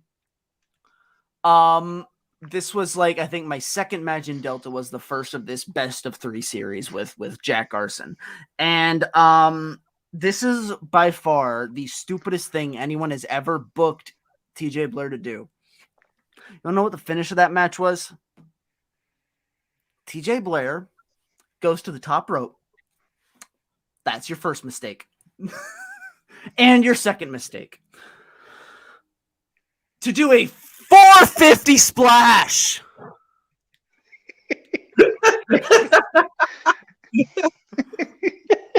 Did you land on your neck like Brock Lesnar did, or? Oh. Whatever the outcome of it was, I know it was a move that didn't work, because I think it was like, the weird thing was, I think they said I hit it, but then he did like the roll up thing. So one via roll up after my fucking like falling boulder down the mountain ass 450'd him. Did you ever do a 450 again? No, because why the fuck? You should just try. Breaking news: TJ Blair is in the training center trying to do a 450 splash, ladies and Oh gentlemen. my god. The next, oh my god, I already know the next stupid thing for the new Divine. We're going to talk about all of us doing 450s. It's going to be a training montage. Oh my god. And literally just all of us like trying to do like a 450. We are there is a filter that you can be like a grandpa, and then we are going to sit like this with each other, and then somebody starts the conversation like, I have that. "Do you remember TJ Blair doing a 450 splash?" Oh my god. And All then- of us then just the- sitting around as old men reminiscing on the old days. Oh, yes, I remember, good boy. I remember TJ doing the 450. Worst mistake of my life. Dylan, did you did a 450 as well? No, I did a 420. Back in my day, I did a 640.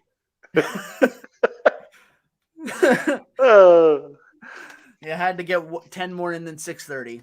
Got to do better. Got I to am the even beat greatest. Ricochet. I always have to do better than everyone. Yes, better than Ricochet. It's true. I'll do it. That's just why. a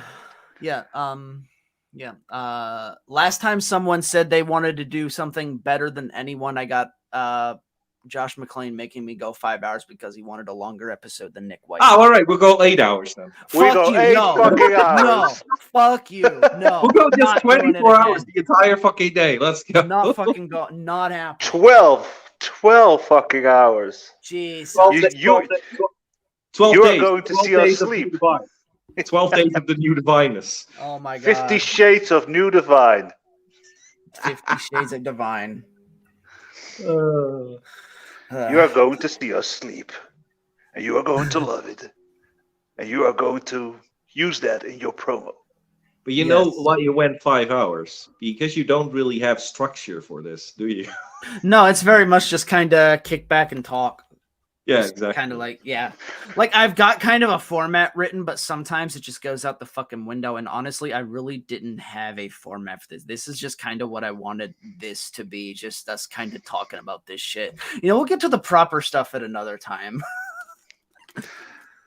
Well, we can still have. Still have 5.5 hours left. Yeah, we're gonna beat Joshua. Like fuck Joshua playing. We're gonna beat him. Because you know why? Fuck him. Because he does this stupid fucking stream of his way too late or too early in some people's cases. It is at 6 a.m. or 5 a.m. when he starts. That's when I go to fucking sleep. Yeah, but it's also with the show of XWE. I can't see that because it's way he too late. fucking starts at 4 a.m. And you know what the fucking stupid thing about it is? They talk dumb shit for most of the time, and then they're like, "Oh yeah, let's continue with the match." After they're done talking about watching Raw because they're watching Raw at the same time. it's the most lazy fucking show I've seen. God I damn will it. admit, I am kind of entertained by it, though. Oh, I watch it. I'm entertained by their stupid fucking. I watch it a day later. I watch it a day later. Two of my favorite things to come from the invasion results were Huck's reaction to the spot where I get an X carved into my head. I don't know if you saw his. He just goes, yeah. Yeah. And then immediately he does. And then immediately after that, the very next match, the bright and shiny. The championship made specifically for Johnny Rockstar. Yeah. Fucking By the way, Rain had to turn around so you couldn't see him break. By the way, Andrew Tate is on Community Creations, and I'm going to create a new world order with Andrew Tate as leader. Who's gonna join him? Who's gonna join him? I don't know, but I just see it, and I'm like, new world order. Yes. This is how my brain works, by the way. Andrew Tate. I love it. Oh, wow. Yeah. Oh, fuck. Oh. But yeah, we're actually in a new faction, all three of us, and it's not the New Divine. It's Exilium. Exilium. And it's funny because I don't think Nick realized what he did when he did that. I know he didn't. No, he did not. No, he did not. Because who was it that told us that like, I think it was Ryan that said, like, he went to Nick and was like, you realize you have the whole New Divine in this faction. Yeah, Ryan did. Casey did as well. Yeah, Casey and Ryan are like, you realize what you've done here, right? Yeah, but the thing is, we're not the New Divine. Because when I ask him, like, what version of Mason do you want? Oh, definitely Megastar. All right. Yeah, so, like, it's not, yeah. He never, Dylan asked me to join, so I never spoke with Nick about that. It's true, yeah. Yeah, I had, like, a completely different set of plans in stock, and then Nick hit me one day with so these guys want you to join this group. That's also in all honesty, this is all my fault. You have done this. Because I saw you and I was like, why is he not in the fucking XL sort of XW? Yeah. That makes sense. Like, I've never been in there. Like, DJB apparently was XL because he was in there at some point. You were never in there or XL? I was an exile. Exactly. So I was like, why is he not in there? And MacLeo was like, oh, yeah, that's true. I'll talk to him. Yeah, and then I'm like, fuck it, why not? And then I was probably. I had known like one thing that was, it's funny. I wish I would have brought this up. I don't know if I would have brought this up with Grant when I was recording with him last night. But I remember my initial plans apparently when I went in to XWE were at some point I was gonna feud with Grant for like a whole summer. All right. And then Grant started talking about taking a break, and then he left for a bit. So then I'm like, well, that's probably not happening. I'm gonna be up in the air, and then that's when I heard about Exilium. And I'm like, okay. You know what never happened? Never Hmm. happened. Me and Never. TJ Blair. That's true. That never happened. You never had a match. No, No. never. No. We have I never just realized once in any scenario been opponents, one-on-one or multi-person. Never once. I faced both of you. Yeah. Yeah. And I beat you. Except you beat me because I just gave you the title. A win is a win, brother. A win is a win. I finally have a world heavyweight title. Who's coming to take it away from me? This fucking ginger. But hey, that's not Crimson Wolf though. That's Cosmo. Oh yes. It's such a shame. The first ever fight between Crimson Wolf and Dylan Mace never fucking happened in 5 years that we've been doing this. And we bitched about this to Scott. I definitely did. I was like, Scott, you fucking idiot. Was in a tag team match. Oh. And I told him, like, why in the tag team match did you have us fight one another? Just had the face off so you could tease it and then tag the other people. Yeah, that's what I would have done. I'll be honest. Yeah. That's exactly what I would have done. I've been like, But they tease, that's like not maybe what something happens, but then boom, just shit goes weird. That's not what happened. He straight up went for their punching one another. Yeah, no. So I had to rectify this, and this. I love the punch. I rectified this by saying that I did not want to fight him, and that's how I started, Blair, because this will come up later, with us. Yeah. I started with the I have never known love, so it was jealousy that hit my shit. But it's gonna be fine. Crimson and I will feud at some point, and it's gonna be the best feud ever to hit EFED. Plant the seeds. Bringing up like you guys doing stuff together. I think that maybe you know where I'm going with this. Sex? No. One of the I don't want a three-way. No. One of the greatest matches I've ever seen in my life was. Wait, you figured it out. You figured it out. Oh! I wonder what's going on there. Nothing at all. Nothing at all. No. Have you figured out where I'm going yet? No. Well, I'll let Dylan help me with this. Okay. Oh yeah, but- now I know. Now fucking know. Wait, I have it here. Well, I'm Johnny Dickhead, and I'm from Louisiana. It's that one? No. Oh, it's No, not something else. the baddest wrestling match in the world in Trashback Fan. Yeah. That one. It started. Amigo. Yeah, fucking El Flappe versus the Interruption Killer. Sí. Yes. Thank you for joining us, Flappe. Sí. How are you doing? Yoyos. Hello. Hi. The Interruption Killer is very determined to join this live chat with El Flappy Flippy Floppet. And I don't show emotion because I'm still so very, very angry. And I am very, very determined to get my house back. No, amigo. It's my house. I won it when you were trying to get me to the border of Mexico. And I won your house, you son of a bitch. I did. I won your house. I'm not going to go for a rematch. I finally have house. I'm happy. I'm with organic nachos. You know that I am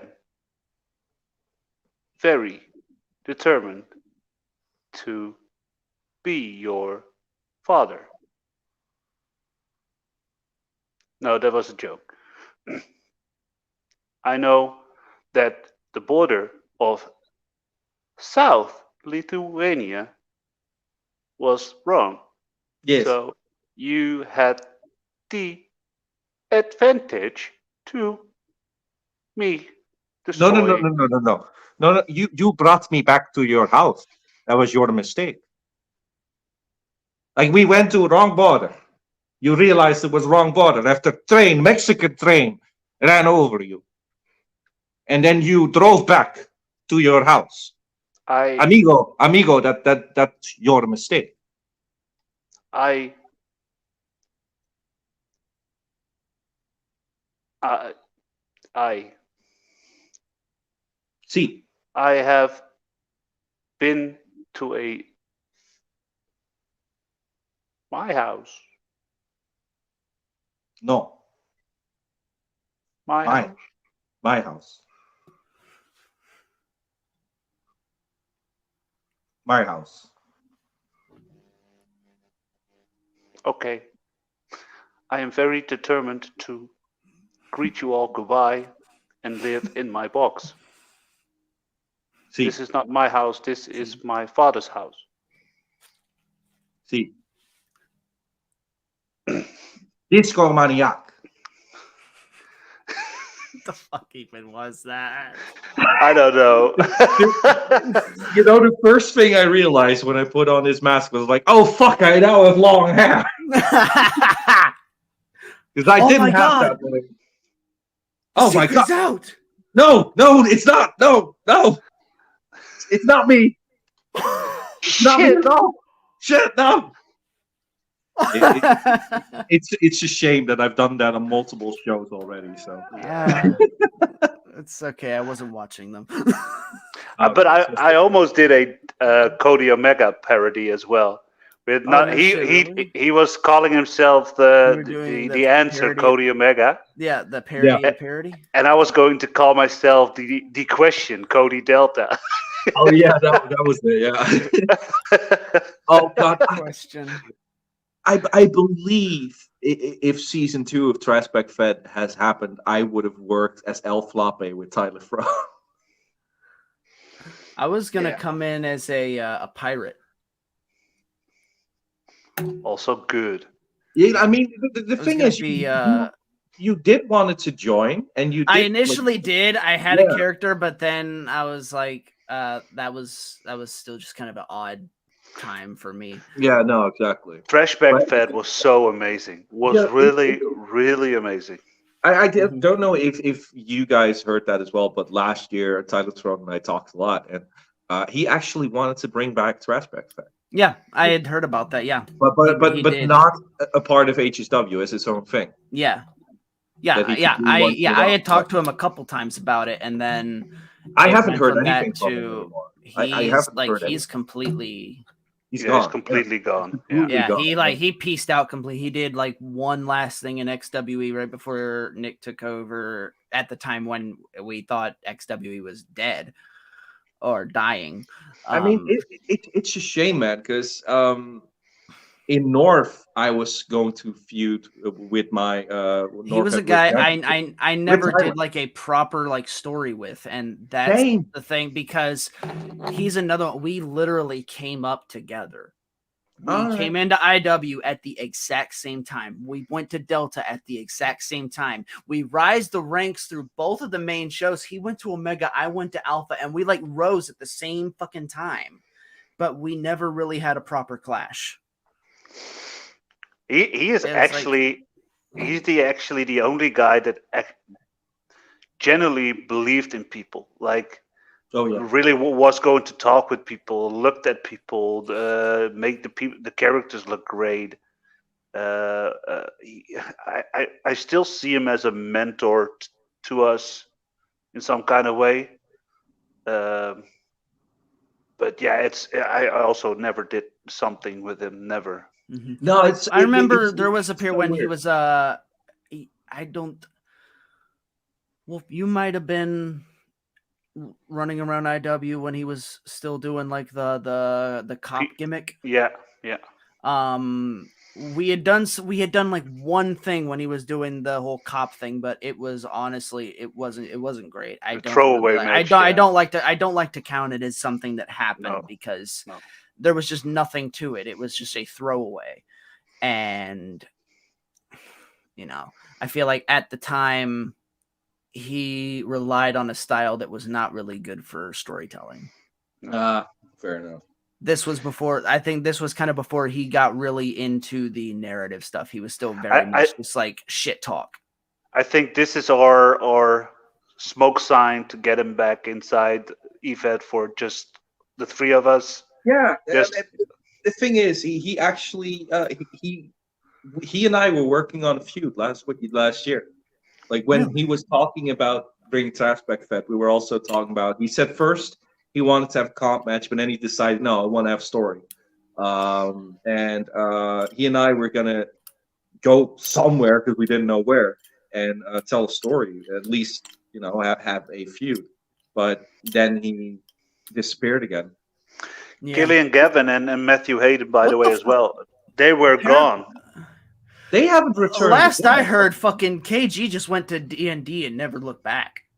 And that's understandable. I play D&D as well, so it's great. Yeah, like at least I think that's what McLean said.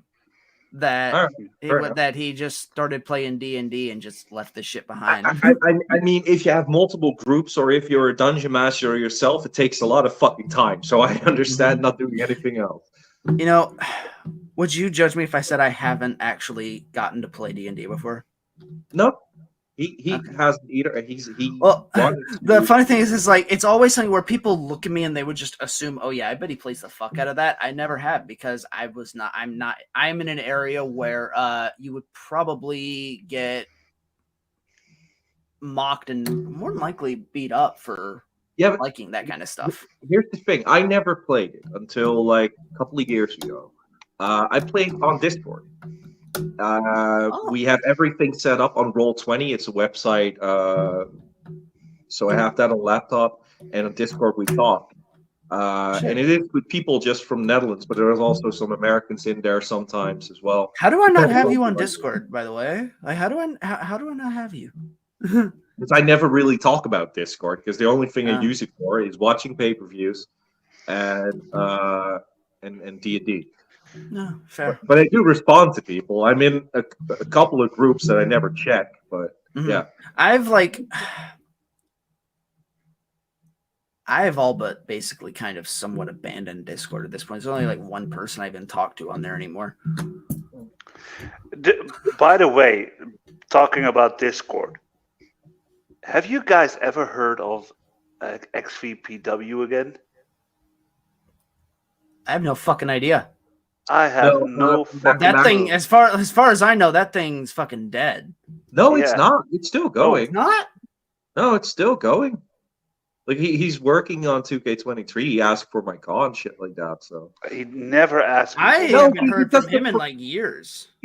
That you're too high to remember that it was like last year that he went off. It feels like it's been years. That's true. Yeah, but that's the problem with XVPW. It feels like years because there's like 5 shows in a fucking year. It's like you have like fucking a 1-match show every 4 months. Couple months. Yeah. Yeah, but I couldn't keep up. So I'm like, I'm just kind of, I've moved on from it. He only talks to me via Instagram. And it's like, and he sent me a message yesterday again, like, "Hey, what are you doing?" I'm like, "Oh, I'm playing Jedi Survivor," and I'm totally blurred out of it because nobody's actually reached out to me or say something to me. That's the fucking problem. Yeah. He went off fucking Messenger and Facebook and only didn't tell anyone. He like when none of us told me.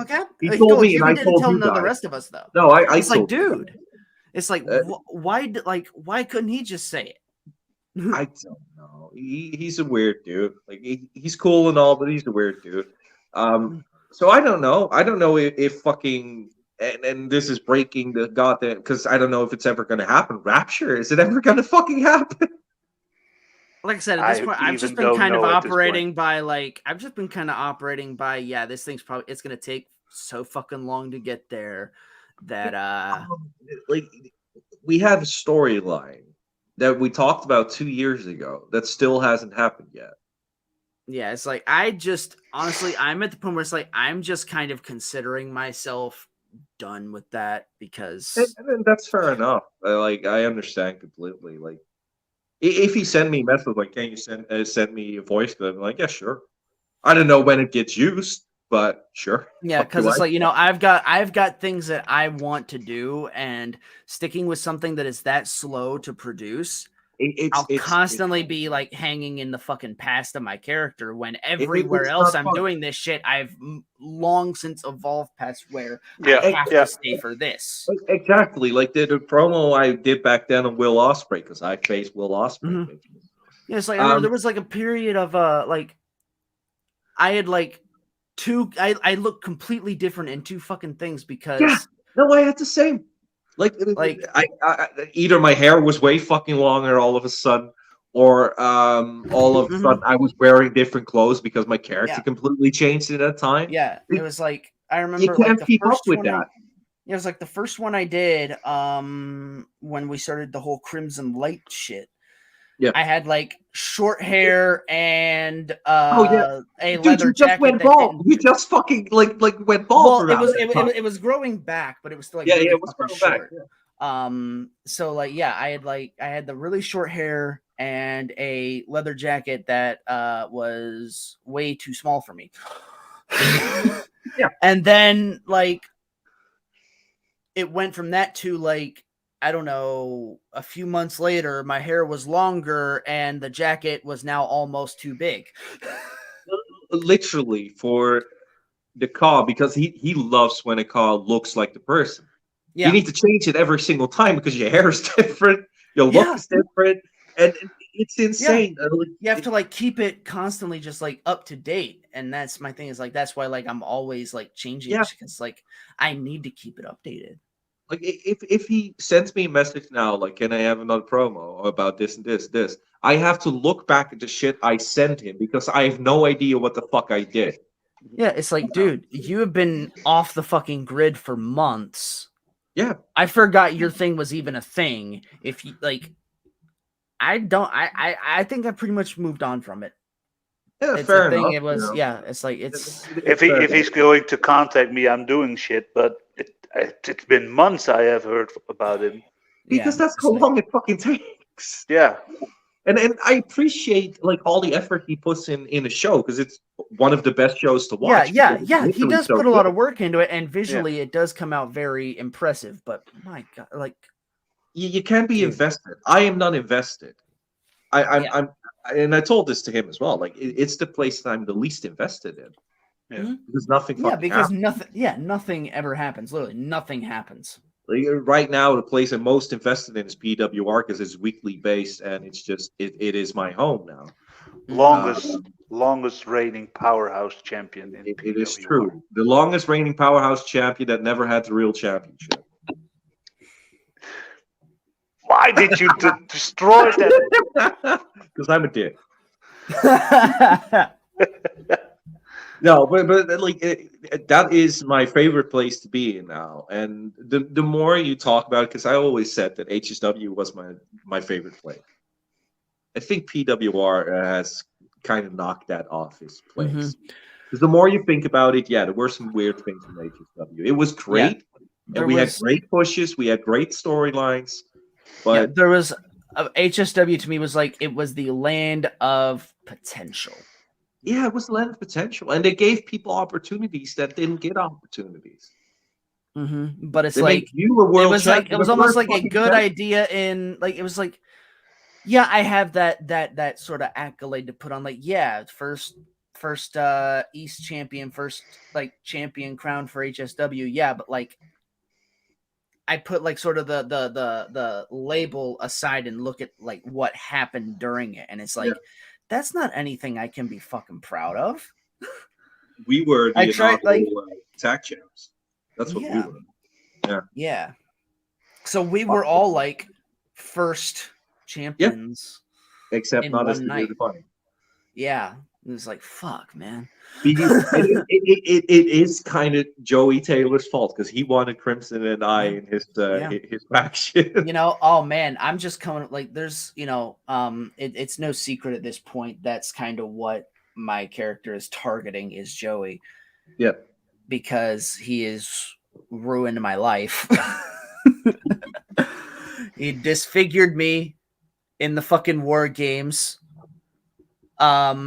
When I was under his tutelage in filth, he cast me out to the fucking side like street trash. Then he picked you two over me. It's all coming together, man. Well, I mean, there's a reason. just sorry to say it, but it wasn't really mentionable to be in the ritual. only because we had the titles and Dylan was there. The rest was just a tribute Yeah, which is a tribute. Yeah. to the OGs. No, wasn't he back then Mr. Nobody? No, No, was he already? Oh, he was already. he was Mr. Nobody in IW. Oh, that's No, he's yeah. Mr. Amazing in IW. He's Mr. Amazing, Amazing. yeah. Mr. So Mr. Amazing. Nobody was HSW.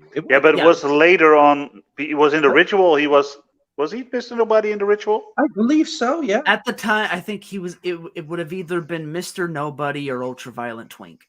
No, it was No, Mr. then that Nobody. is He Mr. started Nobody. at Mr. Nobody, and he started doing the Joey Taylor thing when Joey Taylor kind of stopped. A little bit Yeah. before that. Yeah, which is funny because he actually does legit have the original Joey. I know Like, he actually. does. I love. Like I do love that.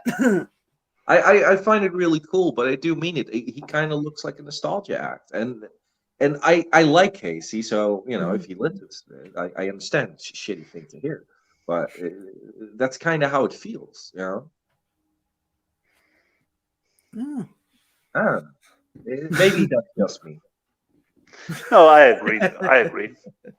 No, maybe it's just the two of us. It's the same when you have like 4 Dylans. I mean, you can watch the first Dylan Mason promo, and then somebody tries to do the exact same thing, and you think, "Oh, that's cute. That's good. That you can do something with another character." But when you see a third, fourth, fifth, sixth promo of a guy that is doing the exact same thing as Dylan Mason does, I'm totally switched out of that. So you don't watch Jack Harvey? Only one promo. He's gonna be in my inbox again after years. And it's like, No, You've got a I'm couple trying weeks to watch prepare. every promo that I see that there's coming up, but sometimes I just can't keep up with work and the amount of promos that are posted in one day. So I watched most, but I'm watching it throughout the day and throughout the week, but there's just at some point it's just too much. because I love Alexia Payne at this moment. She is probably one of the best women at She this is the point. best, in my opinion. Yeah. She's the best who ever have done this. Like she's fantastic. Like she truly is. You will see her in raising PWR if you are coming, TJ. She's raising the fucking bar. I'm kind of in a feud with her right now, starting to build a feud with her. But I'm facing Curtis or motherfucker this week. I'm having a blast. By the way, I love motherfucker. Yeah. But he made a mistake, and you'll find out because I said lust, and he straight up went for the I want to fuck men shit. He straight up went for you're just like every other single one. But I meant in a different way. And I already shot the promo yesterday. I'm gonna drop it probably after this. There's more types of lust. It's called bloodlust, you bitch. So I'm gonna I love how he twists the narrative, but god damn it, I'm Mason. I twist the narrative myself. Yeah. Beautiful. He's not gonna be disappointed after that. Talk about fucking disappointments. The shit I had to put up with in fucking XWE this week. Well, what am I even doing? I am not having. Oh yeah, you had Connolly. Connolly sent me a message like, "Don't worry, I'm gonna drop something," and I still haven't seen anything. I mean, because apparently he is suspended, so he said somebody else will drop it for him. But I haven't seen anything yet. I don't know. I mean, who knows there? But fucking that Grim shit was hilarious. Oh, so bad. What do you don't have a match? I don't have a match this week in Oh, you XWE. don't. No. Do you even You know know- what's going to happen to you in the future? No. You just- I don't know anything there. And I'm just telling the truth there. I'm just being Crimson Wolf, being William. All I know is that I'm in a qualifier for Money in the Bank, and I Me said too. I said in the promo, I said that oh yeah, it's probably a ladder match because they don't have creative at all nowadays. They're not creative nowadays. It's probably just the Money in the Bank ladder match. No, Probably. the only thing good in EFED at this moment is that Scott comes to me when he needs something. Scott tells me what is a little bit, and Yeah. And PWR at this moment, I don't hate and don't know anything. By the rest of all the other feds I'm in 3Dub, oh yeah, 3Dub I have a good story, but in XWE at this point, I don't know. I'm lost. I'm just going with the flow, and even my last opponents in the war game match didn't mention me like really a lot. They So did not. Even Thomas Austin didn't really mention you. He said one he thing. called me the background singer of Simply Red. I know. That's it. I know. Joey at least said a little bit about you. Yeah, Yeah, Joey said a little bit, but Joey's good. That Yeah, team, Joe. Yeah, I said that like team was on the Joey back and of Joey Joey and Taylor. Applin were like Yeah. and Applin were carrying that team. They were carrying that team. Robbie did one thing, or maybe two. No, one thing. Yeah. One thing. Yeah. Austin No. did one thing. Austin Carnage called kept me my the notes background on. singer of Simply Red and a tampon, crimson tampon, Yeah. and I was Carnage like, okay, good. did that he didn't care, and then he left in the match, so it makes sense. Yeah. To Thomas, to me, fuck, I got tongue twisted. As far as who I was to Thomas, I was the no showing stripper dancer. Oh yeah. Ryan was the Jew, The Yeah. Jew, yeah. the little Jew boy. It makes all sense. It makes all sense. I don't know. I've always said this, that the people that the people that are considered legends in our little thing, I need to work with them before I accept it. Mm-hmm. And there's a lot of legends that disappointed me so much. We're like, how the fuck is that a legend? Fuck off. That's funny though, because for some reason Thomas has this like idea of, I guess, the kind of person he's afraid that he's always going to hurt my feelings. Yeah. So like the times we've worked together, like this past time, next I'll say, and I said it also when I talked to Grant last night. He had like randomly like voice clipped me like a couple days before deadline, and every time I talk to someone who has spoken to Thomas Austin, like it's never the same it's like never the same thing. Everyone's got like their own little like thing he refers to them by. To me, he goes every time. Every voice message starts with, "Hey there, young man." I've never had the pleasure to get a voice message from him, so I don't know. He will voice message me. He will voice message me on occasion. When I did my first promo for him in XWE, and I brought up the fact that the last time we were set to face was the OEW Lionheart thing that I ended up like dropping out of. Oh yeah. And I had brought that up saying, I left you hanging and I got something. I got a receipt to return. And he thought I was still like genuinely like super fucked up over it. And was like, he had responded and was like ranting about how I no-showed him. And I in character responded in a comment, and then he messaged me like, he's like, "I hope you know, young man, that this isn't anything serious, but you no-showed me, man, you know." Goddamn. He's a fucking but he's an enigma. he didn't respond on me because I left a couple of hints towards him I hope that he picked that one up, but he didn't. I told him like, yeah, we all need to be fit as fuck because he was a tag team with my ex-girlfriend in XWE, and they called themselves Fit as Fuck. But he didn't pick that up. I wonder if he even saw the promos and all that. Yeah, Probably I don't not. know. Although the Probably. weird thing is, he was definitely, whenever he was working with me, he was definitely watching me. All right. Because another one that I had posted, I think it was either the a post-show thing before the Invasion card dropped or something. I had posted something, and then he messaged me, and again he's like, hey young man, I can't have noticed, like, you've lost a lot of weight. I look at your body. And I'm like, you've been working out? You've been dieting? And I'm like, Dude, yeah. dude, that would be hilarious when you're high, and thankfully you're always high. was. So. Yeah. But yeah, that guy is I'm asking myself at this moment, what is a EFED legend? Why when you are called EFED legend? Is it because you're old?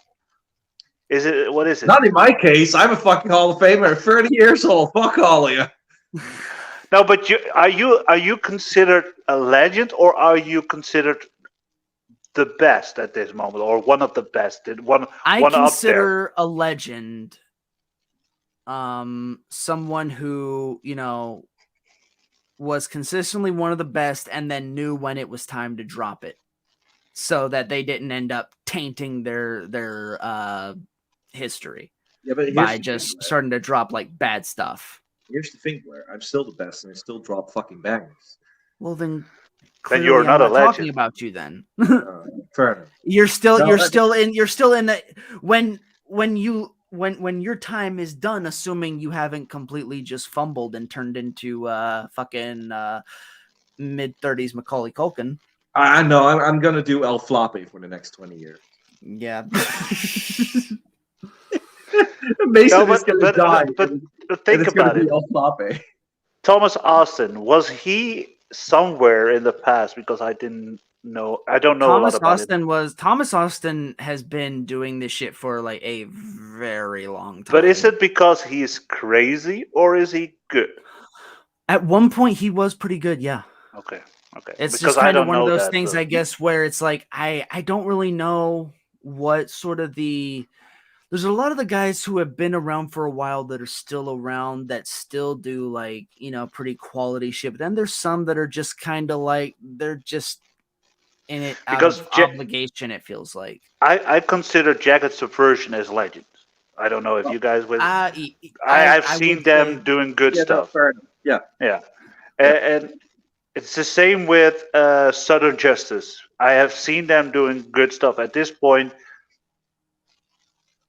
it's up there. I'm going to keep it nice. Let's say it like this. Let's do something very standard, but with 3 people that think so fucking different from the rest of the fuckers. What is your goddamn Mount Rushmore for the EFED shit? Because we are completely different from people that are gonna say, "Oh yeah, it's like the standard." We might have some standards depending. Okay. I think one name that I can directly put up there is Tyler Throne. Yeah, the same for me. Easy. Yeah, same for me. That's the easiest name to put on there. Ooh, that's a good one, Dylan. I never thought about that. I think, and it's funny because before that I never saw him as that, but as I have got to know him now in the recent year.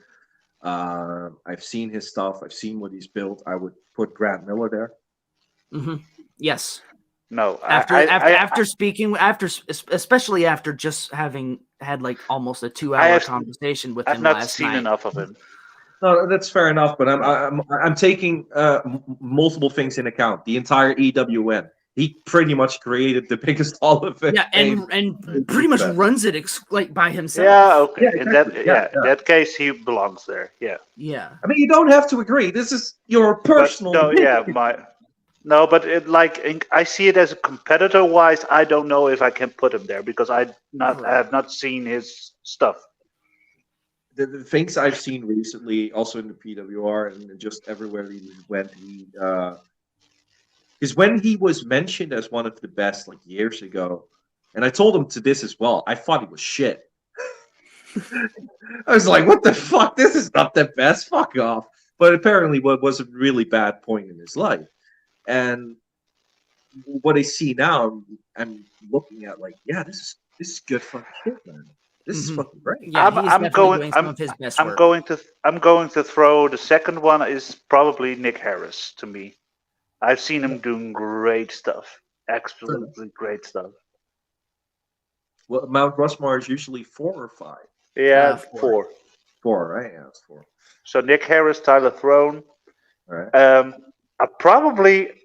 I'm going to get a lot of love and hate for this, but I think creatively, character, not always the best, but I think most creative. I think Phil belongs slowly on that one.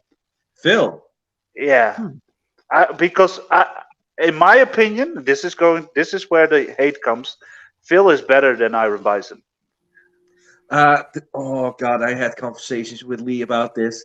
I said to Lee that I could see him winning, and he said, "Oh, it's fucking bullshit. He didn't talk about the title. He didn't talk about this. He didn't do that." I said, "Yeah, but it's one of the most creative things I've seen." And then he said, "No, it's not." But one of my biggest pet peeves with Phil's thing, and I was one of the ones in agreement with Bison's win.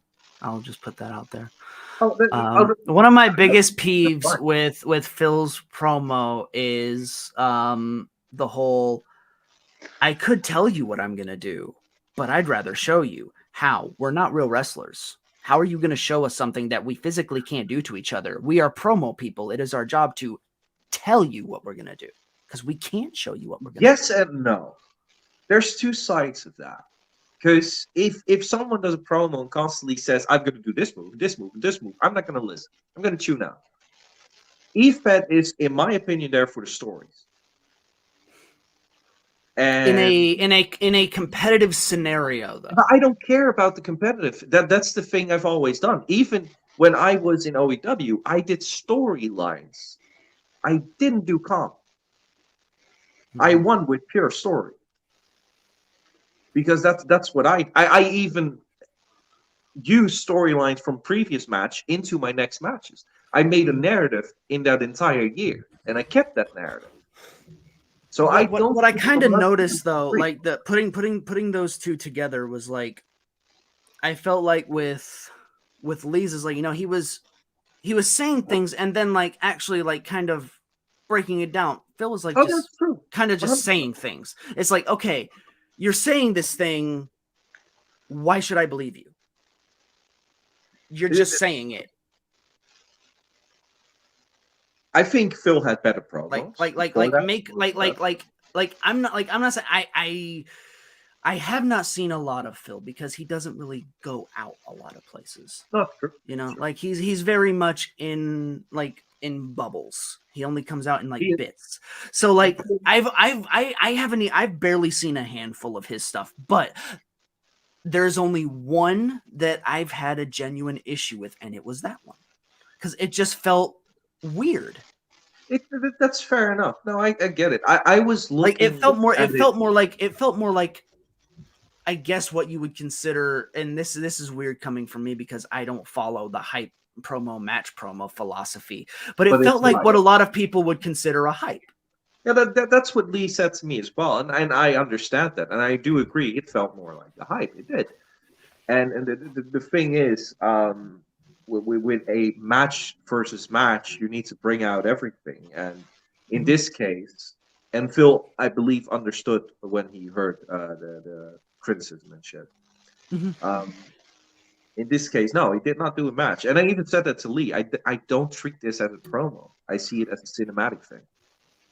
That's how I saw it, that's the whole point. It gave the same discussion when Bray Wyatt did the whole cinematic thing. Exactly. It gave this. Is this a match? Is this the outcome? Is this a result? Is this a win or a loss? it was the same discussion when he did that, and I believe Phil did open the door for that discussion. In my opinion, it's not it. I don't. I was thinking about it. He's not on the Mount Rushmore, but I like his style of thinking, and it's I so think different. I think he should not be in comp. No, No, comp is not for him. no. And there's nothing wrong with saying that. I No. think he could be a fantastic world champion and a good fucking Fed, and he could have a fantastic run and just Yes. create fantastic storylines. He's by But far he one of needs- the greatest storytellers I have ever seen do this. But he needs to get out of the FTW stuff. He needs to go to like a PWR. Go to fuck PWR. Oh, he'd kill it there. Well, the thing is, he was invited to be there as the GM, I believe. Let's Yeah, get- yeah. But they I didn't know, really yeah. have. They didn't really have contact with one another. So, like Phil said, that yeah, what the fuck should I do? And I understand that. And I said Yeah. to Scott as well. I was like, you know, if you have a GM, he needs to be in talks with you because he needs to give the information that you are creating. Yeah. And yeah, I get it. You want him to watch every show and then create his content from that, but he needs to know shit. And he didn't know anything, so it didn't work out. But if Phil would just join there as a competitor, he would fucking try. Oh yeah, he would. He'd do great. Yeah. Also in Treat Up, he would be fucking perfect. Yeah. And He'd he and be a I talked. fascinating one there too. He and I talked about this. He and I talked about making Crazy Phil an actual EFED guy. Oh my god. Crazy. So have Phil. him join Treat Up and not understanding a single thing about wrestling and just trying to scam people. Oh god, that would be amazing. Just like a little fucking like just a little comedy character. Yeah. A little- Yeah. That's shit that works Yeah. for him. You know? yeah. So But, that's how I became famous. I did a little comedy character with Rainbow Wolf, and then Well, here we go. But here we let's are. continue with your, Oh yeah, Russian- Killian Gavin is a third name Alright. for me because not only he was like really creative with the green screen stuff. I remember the tag team he did with his brother. Do you know that one? That was so good. His brother was actually him in the green screen, and they were doing the poses like the Oh what- yeah. What were they called? The Young Cucks or something? Young Cox, yeah. Yeah, the Young Cucks. That was like shit. Shit was golden. I still love it till today. So Killian Gavin is third for me, but I'm having troubles with people putting the up there Yeah, it's difficult. Yeah, I agree. Yeah. because I said Iron Bison is good in his way. Dylan Mason is good in his way. People like Cody Omega did something in the past, not now, but they did something in the past for EFED. What was the other name I had? Justin Klein belongs to a lot of people on that page. It's up to you, not other people. Yeah. You know? It's your feeling on this. You want me to try and take over and let you think of it for a minute? Yeah, the last one I will Okay. think about. Well, yeah, Yeah. we'll come back to you. So, for me, I sort of look at like whenever I'm looking at a Mount Rushmore type of discussion, not so much, and well, obviously a big part of like the kind of material they deliver, but what that did for the community as a whole. What came of what these people contributed? enough, Like how many people did they sort of inspire and build up based on their contributions? I think of a guy like Justin Klein. He brought so many people into IW in 2018 that became absolutely like game-changing figures. He brought me in, Tyler Throne. I think he might have recruited KG in them as well. He was bringing so many people into IW just with his and his character work, and I feel inspired so many people to kind of sort of in a way kind of reflect on those footsteps. So Klein is one I would put up there. Another one, I would say Vegas is one that belongs up there. He's another one who has had so much influence on the, I guess, more darker narrative for the people who sort of do it right. I feel like take a lot from his work as Joey. Like there's a lot of he has a lot of influence in that side of it. So I would throw his name up there. I will never live it down if he hears me say this, but I'll put McLean up there. He's gonna love to hear that, although he's gonna hate that he wasn't the first name brought up. How many names are you gonna name? Because you already have 6 or something. No, Vegas, No, Klein, I'm on McLean. Klein, Vegas, and McLean so far. You had Throne as well. You said I said Justin Klein influenced your Tyler Thrones and people no. like But that. Sort of like when we said Tyler Throne, you said, "Oh yeah." I said, yeah, I agree, he's really good. Oh, okay, fair enough. Yeah.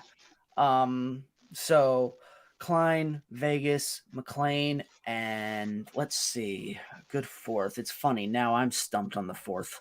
You want to take over from here?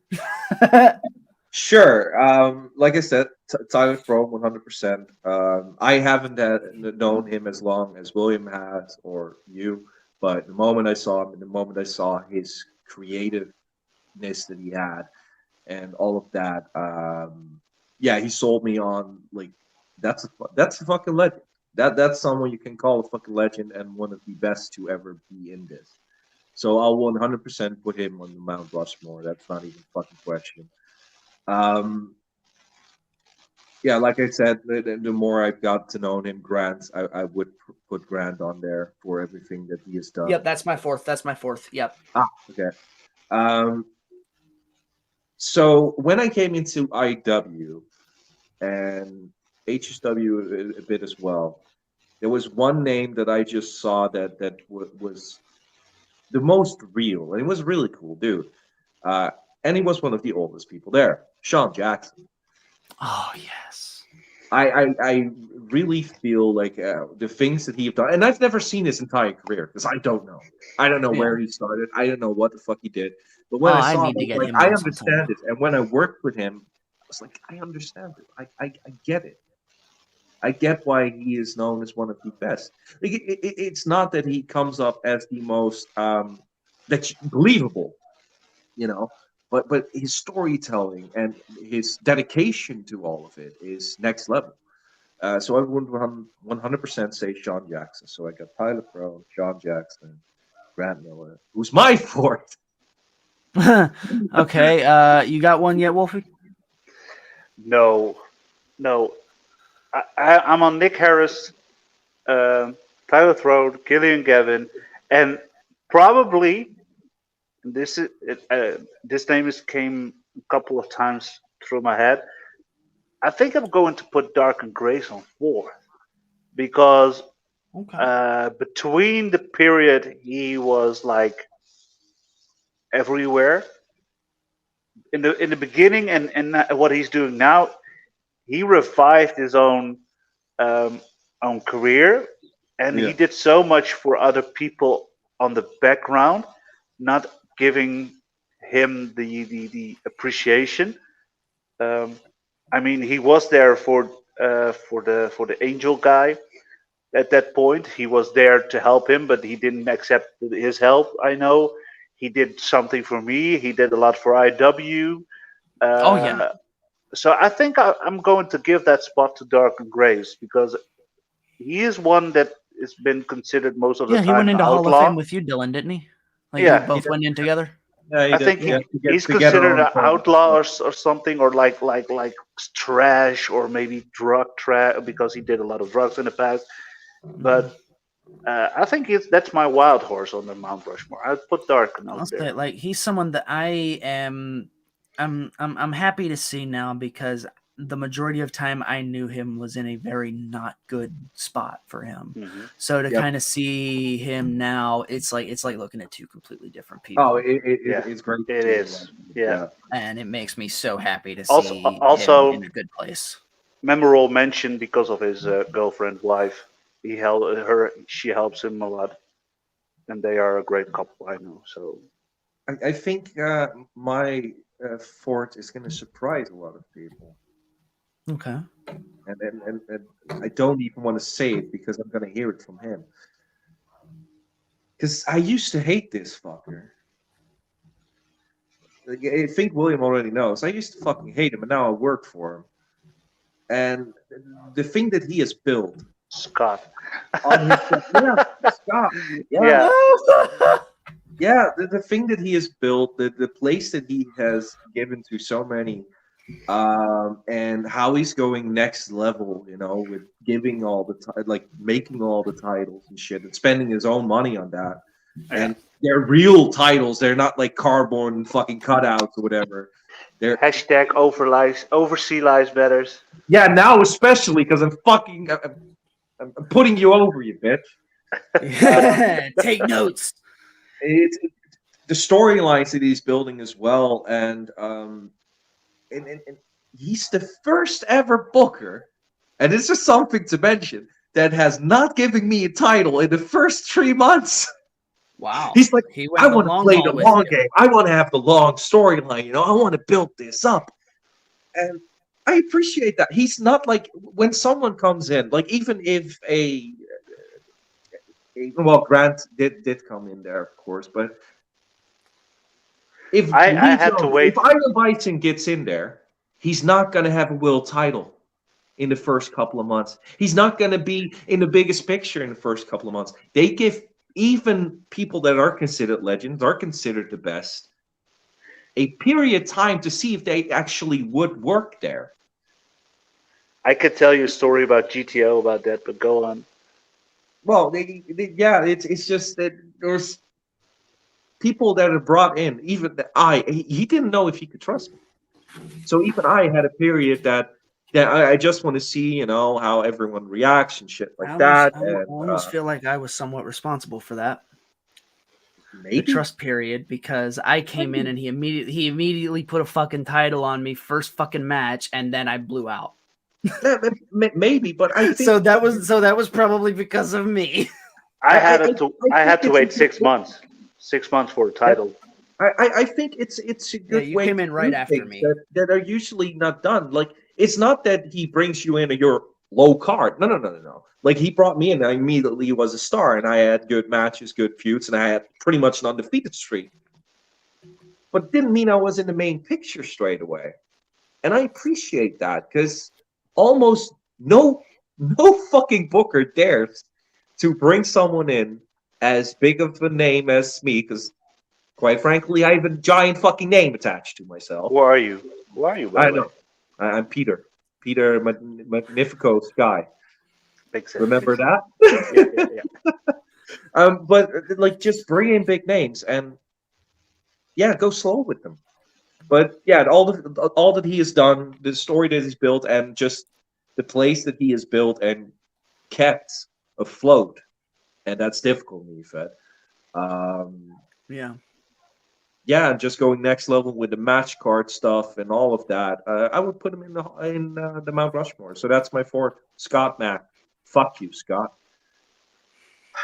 Well, if Dylan has a title after this interview, we know what happened. Yep. If let's see, this is going up in about, I'd say, 2 weeks. So about 3. So if in a month from now, Dylan has a title, we know Yeah. why. Yeah. Yeah. I'm putting my money on that. I'll get in on that action. Not really. So I said, let's see, just get back. I said Tyler Frome, Sean Jackson, Grant, and Scott. Yeah, those are my four. Yeah, there you go. And I went Klein, Joey, McLean, and Grant. Yeah. And Easy. you went Harrison, Gavin, Throne, Graves. Yeah. Yep. Yeah.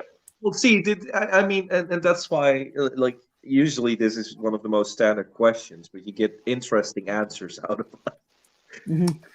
Yeah. Like if DJB would have been here right now, which honestly, I decided to give him the fucking day off from being on today because he pretty much carried the Grant show yesterday. Because honestly, I'll be perfectly honest, like I absolutely accepted the Grant interview and I wanted to do it, but I wasn't really prepared for him. Yeah. Daniel was, so he carried that ship, and then we talked for maybe another 30 minutes after he left, and that kind of worked. I felt like I kind of redeemed it after that, but man, he carried that shit almost 2 hours. So it's like, I'm just gonna mess with him. Like, look, I gave you the fucking day off because you were carrying that shit.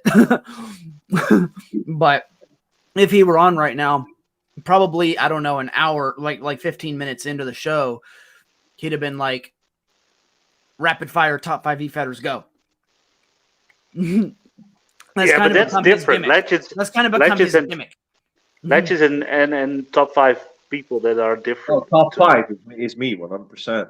Is Crimson 100%. Is TJ Blair 100%. It's the fucking 5. Yeah. There you go. Yeah, we are the best. No, if I can't mention my own name, it is still Crimson and TJ 100%. They're still in the top 5. They belong to me in top 5 as well. Blair can't take it because he doesn't understand. Love. Good. I don't. What is love? All you need is love, love, love, love, love.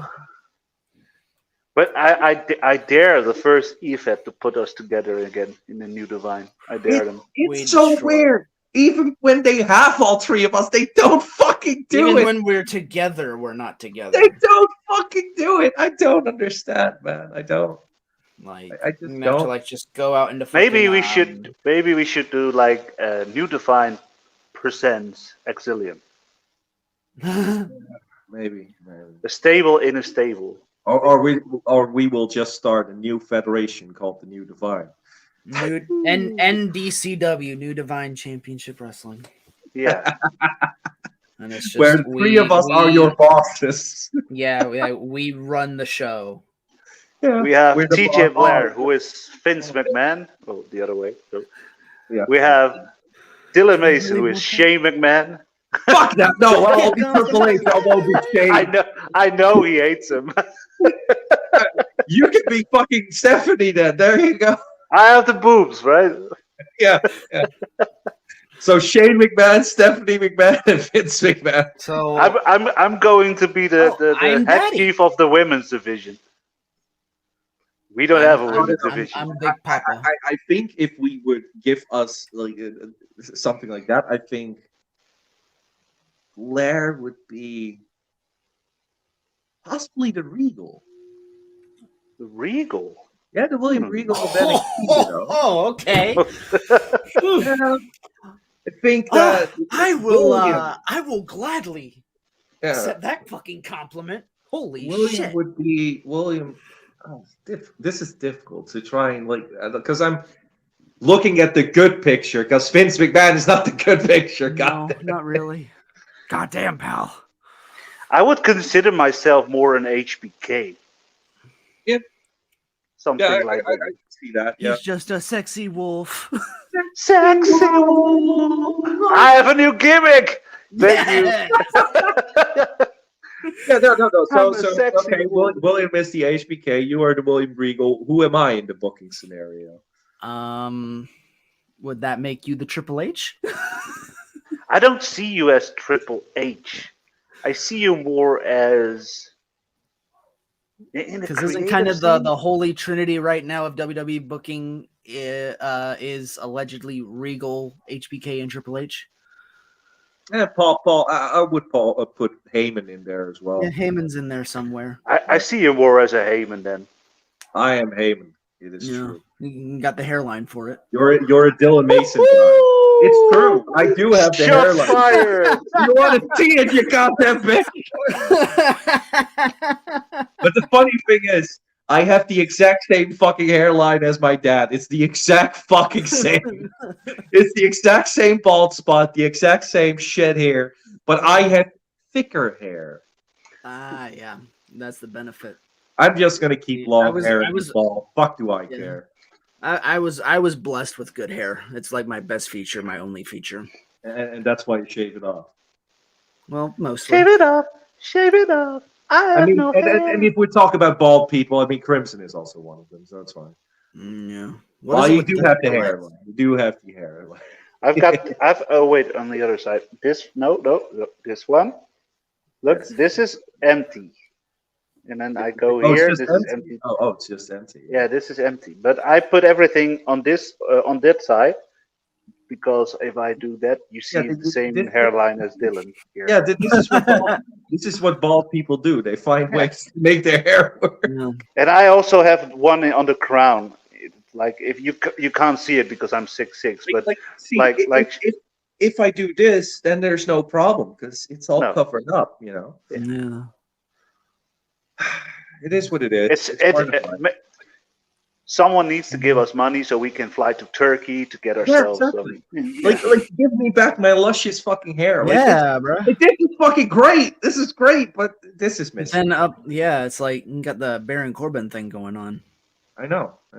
No. Corbin had it worse. He had strands. of Yeah. hair. Yeah, he had like but- spaghetti string. He had If I spaghetti. ever go bald, I want a beard like what is the Viking bear? Ivar, like really big. Oh, yeah, Oh perfect. yeah, Yeah. get like a fucking mat. I could see that on you actually. I could see the big like monstrous fucking Viking beard on you.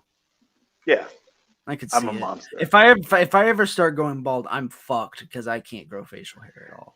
If you are going bald, you become. I basically become. By the way, if I go bald, I'm basically Uncle Fester. I just realized something, Dylan, do your hair dead again, like back. If we make it blonde, it's James Ellsworth. Oh, I just realized. Don't record that.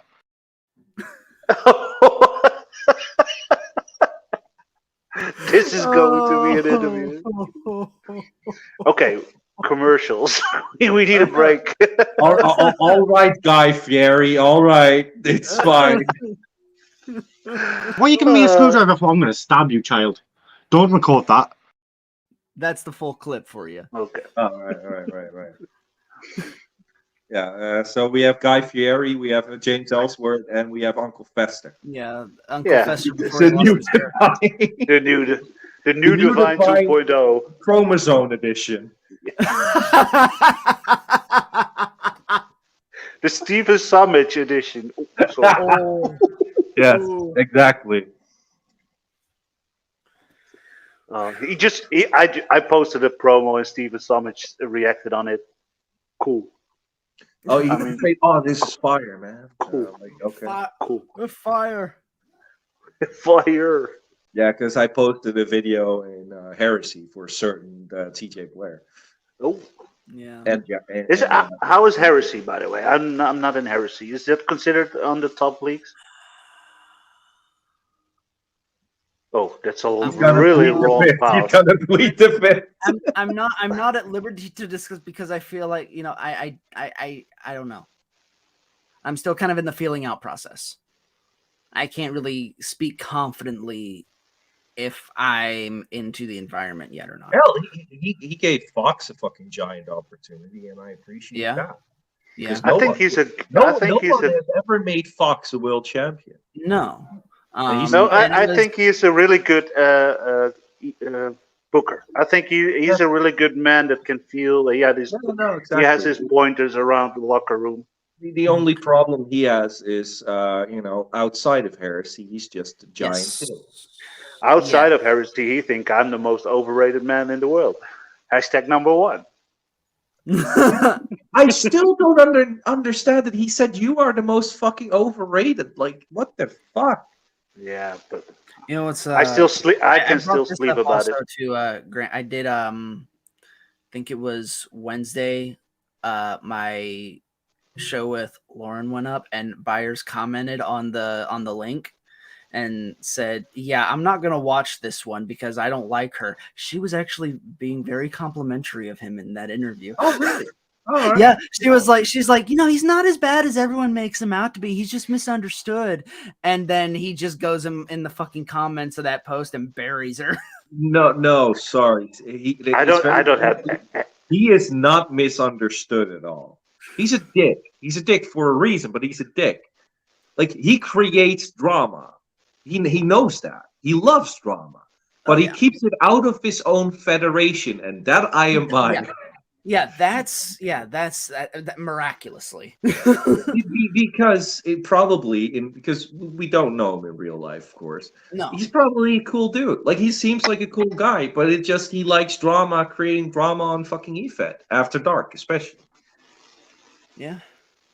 I don't have any trouble with him. So No, me neither. and no, I'm I've fine never with had God. it I've never had a bad interaction with him yet. We've not talked too much. Byers was my biggest fangirl of the Godfather of Insanity gimmick. Like, god damn it, he loved that.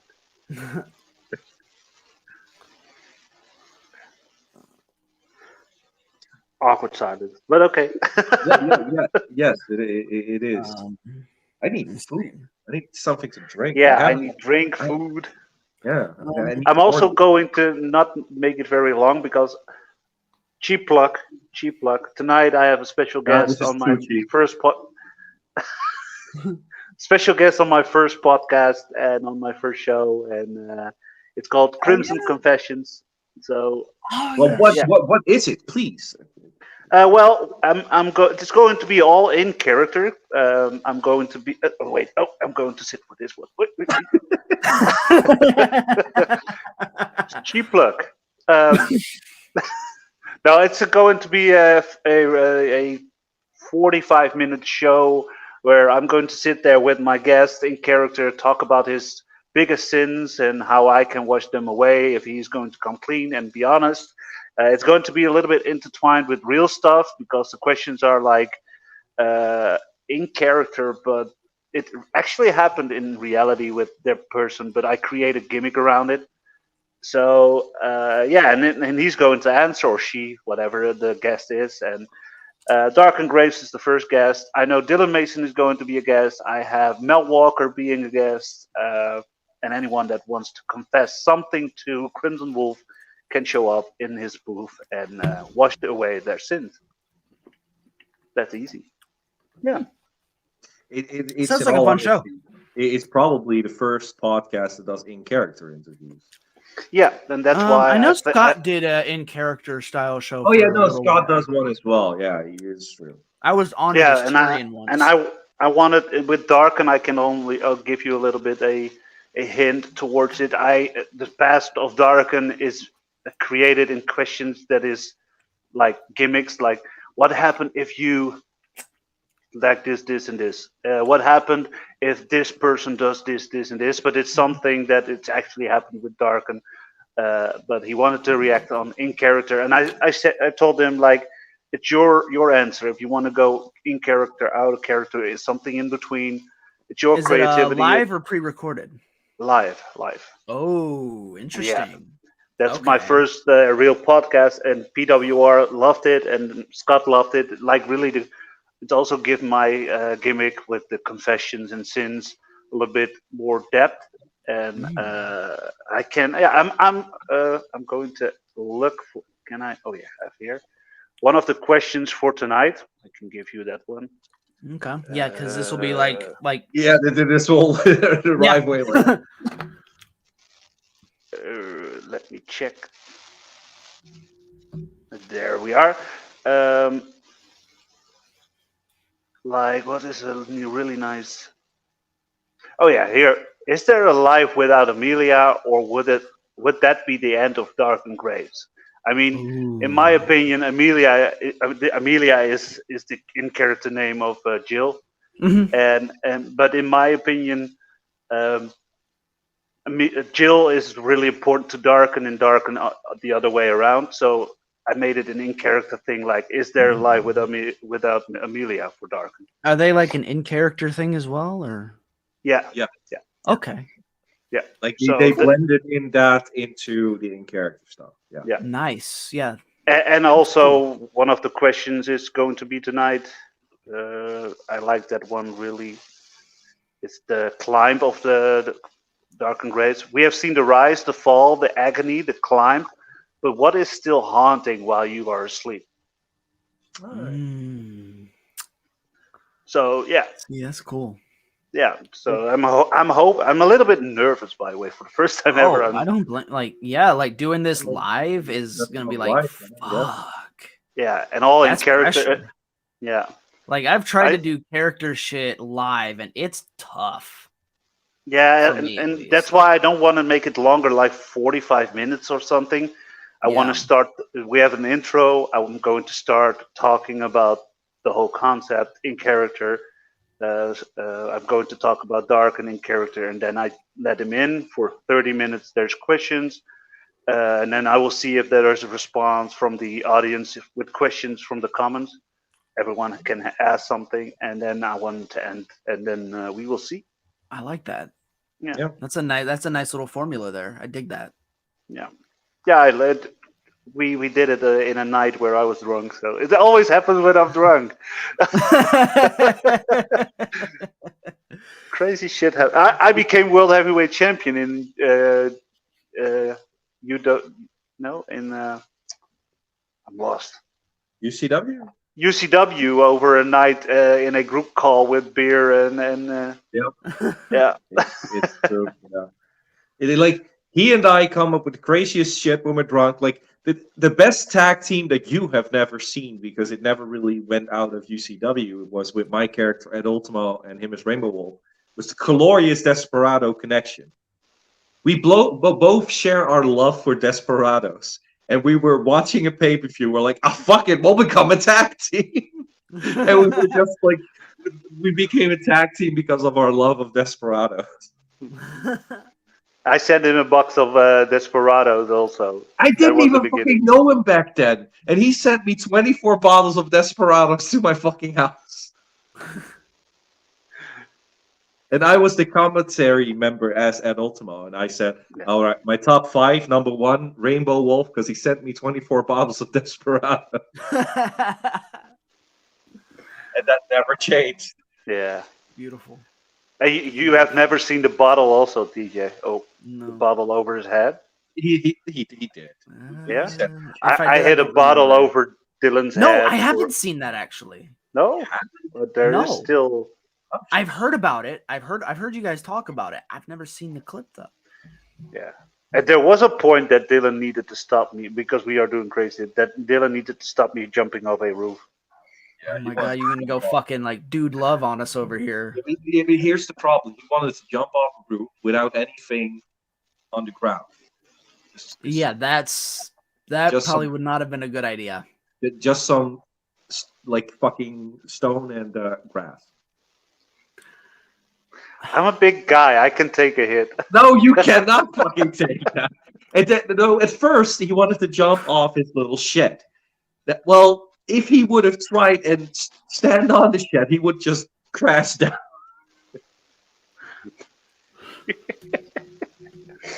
Yeah. So I probably saved his life. Yeah.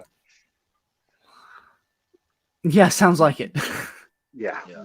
Yeah. Because that would have been probably been a recipe for disaster. Oh, like the same with so he smashed a sugar bottle over my head, and I hit him with a steel chair with like fucking iron, whatever the fuck wrapped around it. It's not barbed wire, but it's from the same stuff. Yeah, so I we wrapped that around it, and I hit him, and they're like, "Oh no, hit me harder." All right, I'll do it again. I hit him like 3 or 4 times, and he was like, "Oh fuck no." Never mind.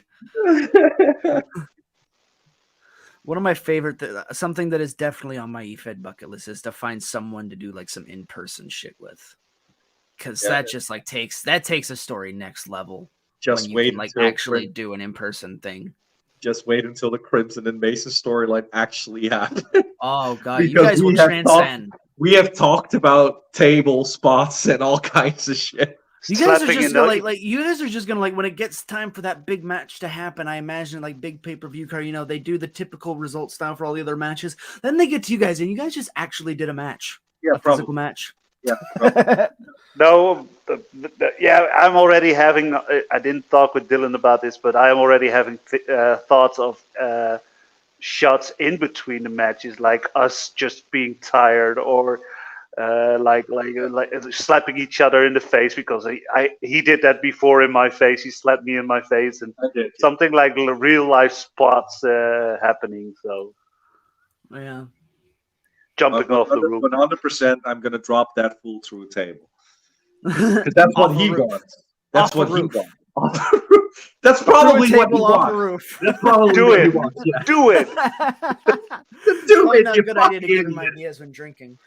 Oh, I haven't. Oh, wait. I'm living in a new house right now. I'm going to walk around, see if I can come with Oh great no, ideas. no! There's gonna be new fucked. There's gonna like his new neighbors are gonna be like, "What the fuck is happening?" I'm gonna call the cops because I think this guy is trying to off himself. But I actually have a shed right now that is lower to the ground than the other one. So You guys just climb up and do fucking move off the shed. I mean, if you shoot it from the right angle, if it's not high, it doesn't matter. If you just shoot it from there, and Yeah, that's true. you just drop, it works. You know. yeah. But then you can do it even off the ladder. You Or can we even do use it. the magic of editing and have El Floppy fly again around the world. Because before I hit that weak ass elbow, I was flying across the world. There is a bush here. I want to get it out of the garden. So if you throw me through that bush, I can easily get it out of the garden. Beautiful. Oh, there we go. That's the end. An excuse to do yard work. Yeah. My neighbors, what are you doing? Oh, just a garden. Yeah, just gardening. This is how I garden. This is how I garden. I get thrown up. Shit. Oh, by the way, can I show you guys this? Can I turn around the camera in this? No, eh? I don't know. No, but you can just turn it around with your hand. Okay, wait. I'm having troubles. Okay. This is, can you see Boogie Woogies? Oh, I love it. Oh, that's great. Greatest. That's Boogie Woogies. That's the first part I've seen of his new house now because I haven't been there yet. Yeah, Oh. no, soon. Wednesday, hopefully. Maybe. Yeah. I still need to check if I can cancel. But I have also very soon. I have a big vacation coming. So Oh, nice. I still need to see if I can cancel. So yeah, sorry. it, Oh, it's just the day for but everything. the thing is, we go from like 7 per ticket to 14 per ticket because the day. Tuesday is cheap as fuck. Wednesday isn't. Sorry, it's just the day that everything goes wrong because I did some groceries and I had a bottle of juice and I wanted to put it in my cart and you know what happened? I slipped it out of my finger in the middle of the store and goddamn. It's just that day probably. Maybe. But hey, I've cleaned windows. My mom cleaned my windows today. So. Can you not just get off early or Tuesday? God damn it! I can try, but it's difficult. I'm gonna walk around with a camera. Great. Well, I'm going to try to end this because I have. That's also fun. That is also. Yeah, I mean, we've gone through a good chunk of things. I think this would be a good spot to kind of wrap this. I do want to get you guys on to do like some like solo like actual interview shit though later on. No problem. Always. Yeah, because you are my favorite brother of the New Divide. And I mean, you're the first person that talks about a podcast and you record it at a time that we can actually fucking record it. Also that. Yeah. So there we go. Perfect. Yeah. By the way, every other podcast wannabe, look at TJ. This is how you get stars on your podcast. Exactly. Look at him. Look at Uncle Fester. Look at Uncle Fester. Yeah. 80s Fester before he lost his hair. Exactly. Before the midlife crisis kicked in. Yeah. But no, this was a good one. Thanks guys for coming on. This is the final episode of what I'm calling season 1, taking a break for a few weeks. And then hopefully we'll have something to announce on about the second run. Are we acknowledging Roman? What are we doing? No, we are acknowledging season 1. Oh yeah, acknowledge the season. Yes.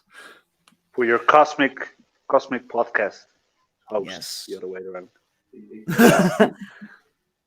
But thanks to everyone who tuned into this wild little ride we just had. Thanks for tuning in for every show. If you tuned into every show, hope to have you back.